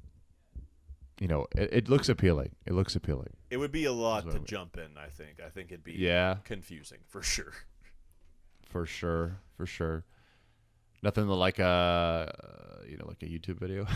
I mean, getting a Kojima game distilled to you down through a YouTube video with a narrator or a commentator feels like you're maybe not getting the full kind of breadth of the experience because you're not going to get like what makes the game tick at all, because it's not the dialogue or the story, it's the characters and the moments and the atmosphere that it cultivates. It's like that kind of weird moment to moment stuff, right? Because I think if you like spell out the story of Death Stranding 2, it's going to be like, that game sounds fucking stupid. It's like, yeah. All this rope talk and rope and the stick and the stick and the rope, like who cares? But then you're there and you're playing, you're like, oh, I get it. I am the rope. We are all the rope. We're all the rope, but sometimes you need to be a stick. Are you really hyped for Death Stranding 2? That's like that. It's gonna be the trifecta of Split Fiction, Clair, Obscur, and Death Stranding 2 for the who is for the series thing. Yeah. Okay. Wow, you got a lot of expectations for that game. I have no doubt it's going to be Elder God. You love Death Stranding. I love Death Stranding 1. I've almost finished my replay of the director's cut there. I don't know if I'll polish it off in time because I want to finish Clair Obscur and I'm trying to focus on that more. But if I finish that off in time, I might try and polish off my replay of the first game because it's great. Gotcha. I think maybe I'm due for another go at. Might be time. Yeah. Yeah, maybe there. I'm sure. There's gonna be a click moment. I bet with Death Stranding. We'll see. It's cool. I'm gonna give it another try. Yeah, I like the game. And then only other thing I had besides that was I wanted to talk a little bit about the new Silent Hill game, Silent Hill F. Oh, that looks so good. It looks pretty good, and they're kind of making me nervous about it. Why? Because of the disclaimers that they're like have someone to talk to if you play this game, because it's like so disturbing and depressing. How could it be more disturbing than previous entries? I mean, it's banned in Australia already, so we'll see. It's like they've expressed that it's. I mean, they've got a real all-star team lined up here to tackle this one. The people who've like told the story. I believe they were saying that the writer is very familiar with these sort of like coming of age Japanese dramas, so that's kind of like very much his wheelhouse, if I'm not mistaken. So I think that'll very much like that's going to come forward in ways that might be disturbing to some people, that is more relatable and real than, you know, a giant vagina monster that hangs from the ceiling and hits you with its snake-like tongue. That might, you know, Silent Hill 2 is plenty scary, and the themes it deals with are absolutely disturbing and depressing. But I think they're going to try something of sort of a parallel nature to that, like something that is going to tap into a very real, like, you know, like Silent Hill 2 has some very disturbing themes. Like the daddy. Yes, that's a perfect example. example. That's like, kind of what I'm imagining here. I'm like that's already very dark. It's going to be a lot of that, I think. So I'm guessing it must be a lot of that, yeah. That like, disclaimers. What did it say here? Because the wording was crazy, right? It says, well, for context, they were saying the game is set in Japan in the 1960s and contains depictions based on the customs and cultures of that time. Implies to me that they're going to focus heavily on sort of the bullying culture of you know, being a young girl in Japan in that era. Depictions of gender discrimination, child abuse, bullying, drug-induced hallucinations, torture, and graphic violence. Pretty intense. And then if you feel uncomfortable at any point while playing, please take a break from playing or speak to someone you trust. Like, Jesus, holy shit, dude. Where are they going? What is gonna happen here, man? Like, oh Lord. Have a helpline. Unlock all my trauma. Jesus Christ. I'm like a little nervous. I mean, what could they possibly be doing? It's a horror game, you know. It's like you kind of go into this, you know, expecting that level you of expect something, yeah, to, you know, disturb you a little bit. Yeah. You know? So, but for them to kind of be like upfront with it this way is to be like, damn, dude, they're confident that they're gonna really like disturb some people with this stuff. So, I'm excited to see what they do with this shit. Yeah, seems like I would love it if they just went fucking crazy. Also, is this the first game that Konami has made in like a decade? Does the remake count? No. Are they? No. Like a new game. That's a great question, actually. I mean, like, I feel like they've just been on such a hard pachinko remake hot streak that I genuinely can't remember the last original Konami game that came out since like PS5. Yeah, I mean, yeah, I was thinking like after that it was Survive, right? Metal Gear Survive. Oh, that I don't even think that. I guess that does count. Yeah, that's the defining Call that Konami Metal exactly, Gear game. Exactly. Yeah, well, so, I don't know. Maybe somebody at their executive team was like, "Hey, wait a minute! You can't make money off of video games." Whoa! I guess crazy. What a concept, eh? What a friggin' concept! But I will give them all the money for that if it's good. I beat Silent Hill 2 the other day. Got the Leave ending. It was great. The remake was fantastic. It's definitely more of a sequel than a remake, in my opinion. It feels like a very natural like follow-up game. And I don't think it invalidates or replaces the original. There's things about the original that I think were lost in translation. But overall, I think if I wanted to choose one that I wanted to replay consistently, it's the one with 6 endings and really good gameplay. You know? Like, yeah, exactly. And the visuals and the presentation are so good. The soundtrack, the remaster of it was excellent. Like they did it. They did a great job. So I want to did a believe stellar job. Yeah, like Silent Hill could be back. I would love that. We would all love that. We'll see. We'll see. That's all I got for news, buddy. Yeah, I mean, I've been pretty busy, so I haven't really had much of a chance to dig into the headlines. So I guess that's the news, man. That's the news. That's the news. Yeah, Anything on the docket for television and movies? not a whole lot. I did watch Sinners, though. Did you see that? Oh, I did see Sinners.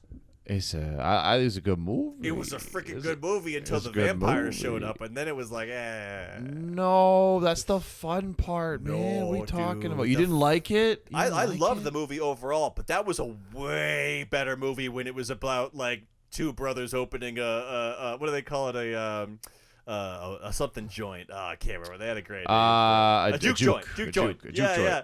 I will admit. Yeah, I thought like all that juke. Like, yes, that shit was awesome. Compelling, and like the whole movie's crowning glory is the depiction of being in the zone, and that scene when he channels the generations of past and prior because he rocks too hard.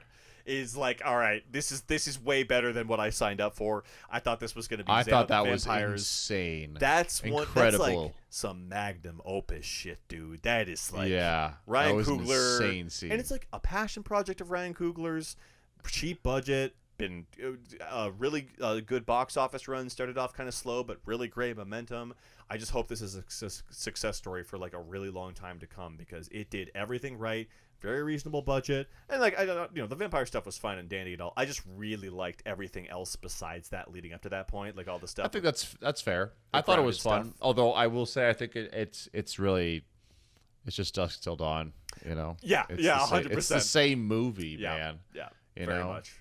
So I'm like, it's cool, I guess, to watch this again, but there's some cool allegory going on there. I like the Irish the vampires. Oh, dude, that scene with where they were doing the Irish jig's jig? Great, but I think that that, cool. There's definitely some good subtext there as far as it being sort of another group of people that have been disenfranchised and oppressed in the past as well too. To kind of have that be that, come join the big happy family, right? Like we'll share all of our culture, but then you feel that there's this also sort of subtext of like, we'll siphon your culture and use it for our own gain because there's that line. It's like white people love the blues, but they don't love who's singing them, right? It's like that is like the whole movie summed up in one line. I feel like if they had one kind of defining moment, because it's like they want the culture, but they are literally willing to like there's a much less subtle allegory about them being vampires, cultural vampires. Indeed, I know, right? Exactly. I thought there's a lot of good stuff that let me think. But it's a great thinker movie for sure. I thought it was a lot of fun. Yeah, and it was like I did kind of just want the whole thing to be about Sammy playing blues, though. It was great. Love that shit. That's true. That's fair. But I think you need a hook. You got to have a hook, right?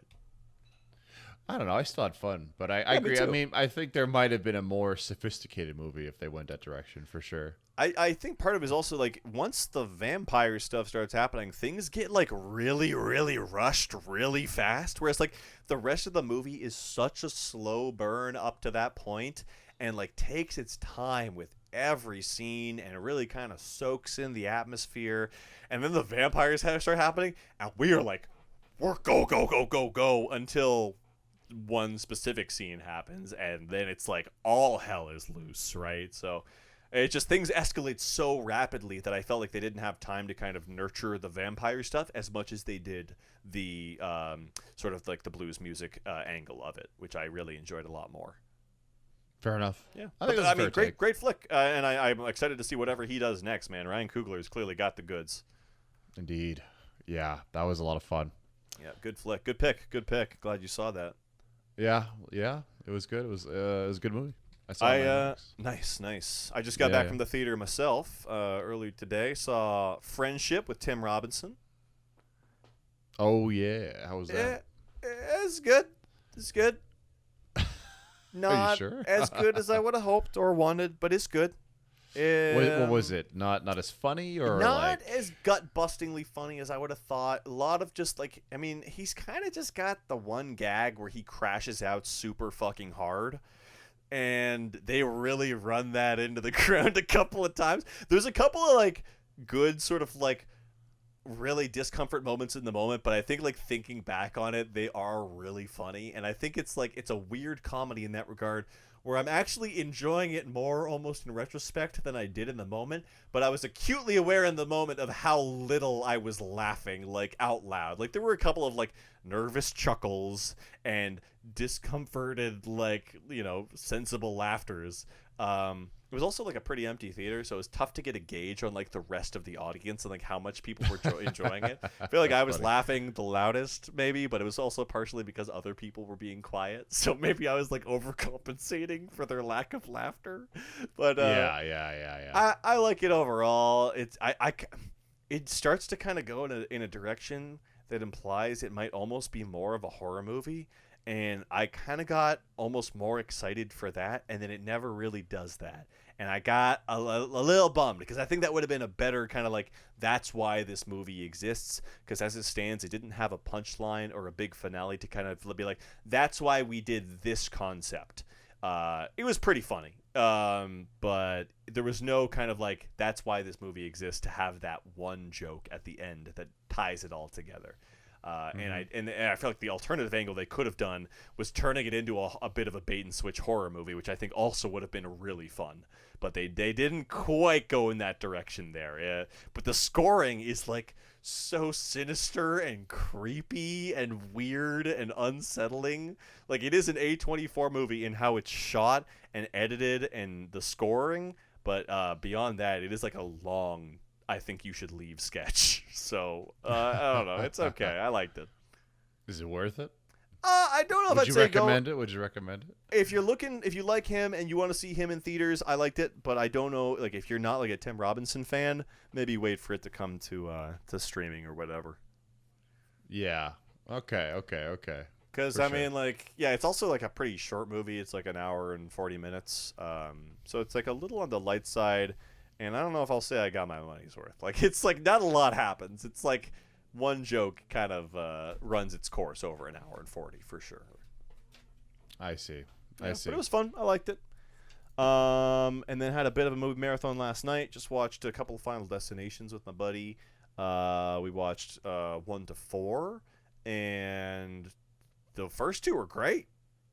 3rd and 4th were not so good. I remember one of those I watched a lot, actually. Yeah? As a kid, which is weird to say.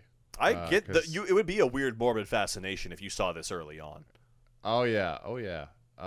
It was the one with the roller coaster. Which one? That's was that? the 3rd one. The 3rd one? Yeah. Yeah, it's pretty stupid. It's pretty stupid. That one was pretty stupid. stupid. It's got Mary Elizabeth Winstead. I did like her in that. But I watched it a lot though. That one's pretty dumb. It's really dumb. It's Yeah. like it's almost like a scary movie kind of dumb, you know? Yeah, it's like really... they're blowing it up into like, how far can we take this? Like, how silly can we get this? But 2 was like also weirdly aware of itself. Like the final gag of 2 is really good. Some of the kills are just like so jarring and abrupt that I think if I had to rate them, I'd go 2, 1, 3, 4 realistically. So, and like huge power gap between 1 and 2 and 3 and 4. But they were fun. It's just, light fare. We were trying to gear up to watch the new one because Bloodlines is out and it's getting some great reviews. So figured we'd watch all of them just because I'd never seen any of them before. So this has been a new thing for me. Oh, really? You've never seen them, eh? Never seen any of them. Always was kind of like, it seems kind of gross and tactless. But then I watched the first 2. I was like, this is so much fun. Like, the first one has some fun rules. Second one builds on it in a cool and interesting way. And the kills are really great and innovative and unique and fun and well executed. Very surprising, very shocking. 3 starts to get a little off the rails, pardon the pun, with the whole roller coaster stuff, and then the rest of the kills are like, they're okay. 3 is the one with tanning bed, right? Because that's the Yes. yeah. Yes. There's some good stuff there. I like that. It's a little silly, but a little silly. It's all ridiculous. Like very. The shelf falling and lodging in between the two tanning beds to lock them both in was like, okay, this is crazy. Like this is silly. Yeah. Yeah. It was fun, and I enjoyed them overall. So we're gonna polish off 5 and then go see 6 later this week, I think. Cool, that's fun. I think those are fun movies. Yeah, I only have a distinct memory of. I think I've seen a few of them, but I only distinctly remember the third one. I watched it a lot. Yeah, for whatever reason, but I can see it being like if you it's saw like this a early turn on. your brain off. Yeah, exactly. Yeah. Like you'd it's be like oh. it's like a dumb, campy, stupid movie. You know? But then it's like you've got that morbid like curiosity, like I want to see this guy get splatted against the rail. It's a morbid curiosity thing. Yeah, exactly. I was pretty young, and I was like, ooh, blood. Blood. Is that blood? Yeah. Is there a guy getting smushed? And they play with the ideas in fun ways, you know. Exactly. It's very much a movie. It's not taking yourself seriously, so you can't be too mad at it. No. I enjoyed them way more than I thought I would. I was going in and being like, this is gonna be ass. So when they were kind of fun, I was like, this is great. So that was fun. And then no other movies. Only other TV show I've been watching is that Andor. You've been watching that Andor? Unfortunately not. That's like the best shit ever. So I've heard. I haven't finished it. I'm on episode 9, or we finished episode 9. There's 12. And episode 8 of that show is probably the best TV episode I've seen in a decade of anything. It's the best thing. Legit. Undoubtedly. That is quite a claim. Unbelievable. And maybe it's hitting at the right time, but it's come together in such a brilliant way that is showing this side of this series that we've never seen before. And it's just like everything that I always wanted Star Wars to grow into and evolve into, to really tackle some real concepts.